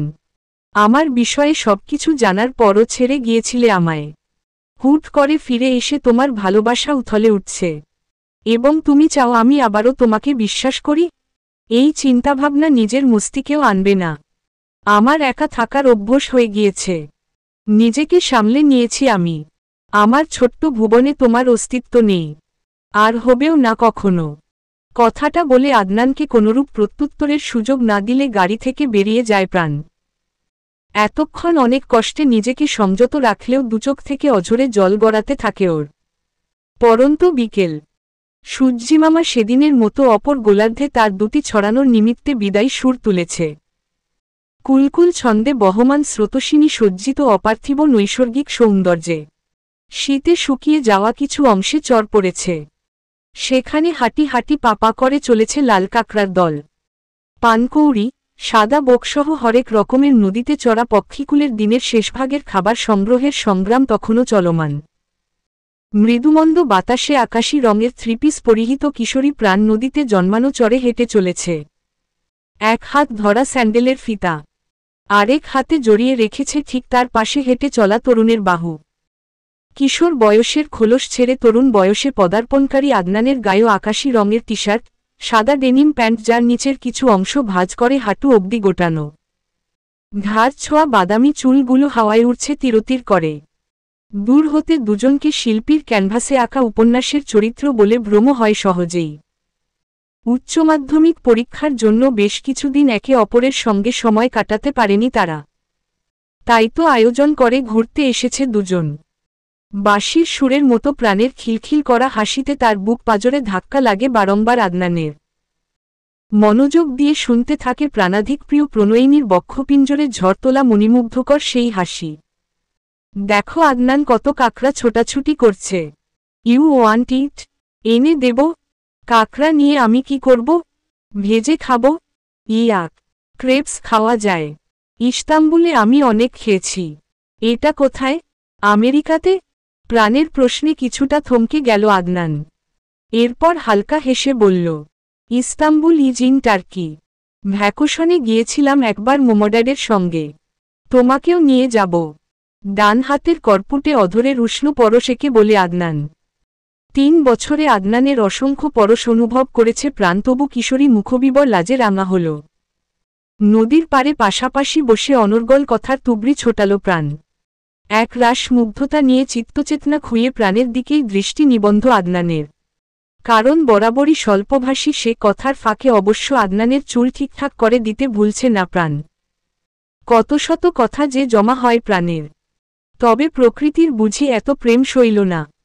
কোনরূপ আগাম তর্কসংকেত জানানোর প্রয়োজন ছাড়াই ঝেপে বাড়িপ্রবাহে মত্ত হল। সেই সঙ্গে ঝড়ের তাণ্ডবলীলা অব্যাহত রইল। প্রাণের হাতটা চেপে ছোটা শুরু করল আদনান। চর পড়া অংশে বালি ঝড়ে এক হাত দূরের কিছু ঠাউর করা দেয়। সব বাধা বিপত্তি ছাপিয়ে প্রেমিক যুগল যতক্ষণে আদনানের জরাজীর্ণ দোতলা বাড়ির সামনে এলো, ততক্ষণে মুষলধারে বৃষ্টি নেমেছে। 3 বছরে বাড়িটার আরও বেহাল দশা। দুজনেই কাকভেজা হয়ে গিয়েছে। অবশ্য নদীর পার আদনানের বাড়ি থেকে অল্প সময়ের দূরত্বের। বাইরে জীর্ণ দর্শন হলেও 3 বছরে আদনানের বাড়ির ভেতরের অবস্থা আরও অত্যাধুনিক হয়েছে। শীতের বৃষ্টির শীতল জলে কেঁপে উঠে প্রাণ। দাঁত কপাটি বাড়ি লাগছে বারবার। ওর অবস্থা দেখে হেসে ফেলল আদনান, তেতে উঠা মেজাজে চেঁচিয়ে উঠে প্রাণ। আমি ঠান্ডায় জমে আইসক্রিম হয়ে যাচ্ছি আর তুমি হাসছ? তুমি ড্রেস চেঞ্জ করে নাও। By the way, I love ice cream. এখন আমি জামাকাপড় কোথায় পাব? এটা পরবে? নিজের টি শার্ট দেখিয়ে বলে আদনান। না, আমি জমে যাচ্ছি আর তুমি মজা নিচ্ছ আমার। ইঁদুর কোথাকার! কোথা থেকে হালকা গোলাপি টি শার্ট আর গোলাপি স্কার্ট এনে দিল কে জানে। সরু দৃষ্টিতে আদনানকে দেখতে থাকে প্রাণ। যেন পরে নিতে চায় কোথা থেকে মেয়েলি সামগ্রী হাজির করল সে। ঝগড়ার প্রস্তুতি নেয়ার পূর্বেই দুহাত উঁচু করে সারেন্ডার করার মতো করে আদনান মেকি ভীত কণ্ঠে বলে, কিছুদিন আগে শপিং মলে গিয়েছিলাম। এটা দেখে অনেক ভালো লেগেছিল আমার। It's a gift for you life. তবে আরও কিছু আছে এই ব্যাগে। সব তোমার জন্য। উপহার পেতে কার না ভালো লাগে। প্রফুল্লচিত্তে ছুটে গেল প্রাণ ব্যাগে থাকা কিছু একটা পরে নেবার জন্য। আয়নার সামনে দাঁড়িয়ে ভেজা চুল মুছে নিচ্ছে প্রাণ। কিশোরী গায়ে জড়িয়ে নেয়া গোলাপি টি শার্টে সদ্য স্ফুরিত গোলাপের ন্যায় লাগছে ওকে। তবে ওড়না না থাকার কারণে লজ্জায় চিবুক নামায় ও। পরনের ওড়নাটাও ভেজা। শালা হনুমান ইংরেজ এত কিছু কিনেছে অথচ ওড়না কিনেনি। দেয়ালে মাথা ঠুকে দেবে নাকি ও? তখনই দরজায় টোকা দিল আদনান। এইটুকু দৌড়ে এসে প্রাণ ঘুমিয়ে পড়ল কি না সেই ব্যাপারেও সন্দিহান। প্রাণ, তোমার কফি। It's getting cold. আসছি বলেও ঠায় দাঁড়িয়ে রইল প্রাণ। অবশেষে চুলগুলোকে সামনে এনে দুপাশে ছড়িয়ে বাইরে এলো ও। তখনও অস্বস্তি ভর করে আছে ওর ভেতরে। ইউর হাইনেস, সাজগোজ শেষ হলো তবে? কাছে গিয়ে আদনানের বাহুতে চটাস করে একটা থাপ্পড় বসিয়ে দেয় প্রাণ। তবে আদনানের চাহনি বলে দিচ্ছে কোথাও একটা গরমিল হয়েছে। ওড়নার ব্যাপারটা ঠিক ধরতে পারেনি ও। বাইরে তখন ঝুম বৃষ্টি। মেঘের সংঘর্ষণের শব্দে ধরণী উত্তাল। হুট করে আবদার করে বসে প্রাণ আদনানের কাছে গিটার বাজানো শিখবে ও। ব্যাস, প্রাণের আদুরে কণ্ঠে গলে গিয়ে তড়িৎ গতিতে নিয়ে এলো গিটার। কয়েকবার দেখিয়েও দিল। মাথামোটা প্রাণের মাথায় সেসব কিছুই গেল না। শেষমেশ হাল না ছেড়ে আরেকটু এগিয়ে গেল প্রাণের সন্নিকটে। ঠিক ততটুকু এগোলো যতটুকুতে 1 ইঞ্চিও তফাৎ রইল না দুজনের মধ্যে। আচমকাই প্রাণকে নিজের কোলে উঠিয়ে নেয় আদনান। পিছনে থেকে গিটারের স্ট্রিয়ে হাত রেখে সুর তুলে আদনান। অপরিচিত কোনো বাংলা গানের সুর। মনোযোগ দিয়ে শুনতে প্রাণ সুরের অর্থোদ্ধারে সক্ষম হল। আমরা দুজন কি মিষ্টি ভীষণ। ভেবেছ কি তা কোনোদিন? আমরা দুজন ছবির মতন, একসাথে গল্প রঙিন, হয়তো একটু আলাদা রকম, হয়তো খুব সাধারণ। আমরা দুজন কি গল্প রঙিন। আদুরে বিড়াল ছানার ন্যায় আদনানের বুকে লেপ্টে রইল প্রাণ। মনোযোগ দিয়ে শুনতে থাকে আদনানের আঙুলের দক্ষতায় গিটারে তোলা প্রতিটা সুরের ঝংকার। তবে বেশিক্ষণ চুপ করে থাকতে পারল না প্রাণ। ওরা দুজনে অনেক কাছাকাছি। আদনানের থুততি গিয়ে ঠিকেছে প্রাণের কাঁধে। গরম নিঃশ্বাসের ছটা আছড়ে পড়ছে গলার ভাঁজে। মোচড়ামুচড়ি করে ছাড়া পেতে তৎপর হল প্রাণ আদনানের বাহুডোর হতে। প্রাণের অস্থিরতা অনুমান করে আরও চেপে ধরল নিজের সঙ্গে আদনান। মেয়েলি কায়ার সুবাসে মোহিত, আবেশিত ও মুখ ডোবালো চুলের ভাঁজে। ক্রমশ তীব্রতা লাভ করে সেই স্পর্শ। আকুলতা নিয়ে জিজ্ঞেস করে আদনান, একটা চুমু খেলে রেগে যাবে মাই লাইফ? অতীতের আবেগঘন মুহূর্তের স্মৃতিচারণ করে দুচোখে অশ্রু বিসর্জন করতে থাকে প্রাণ। 6টা বছর পেরিয়েছে।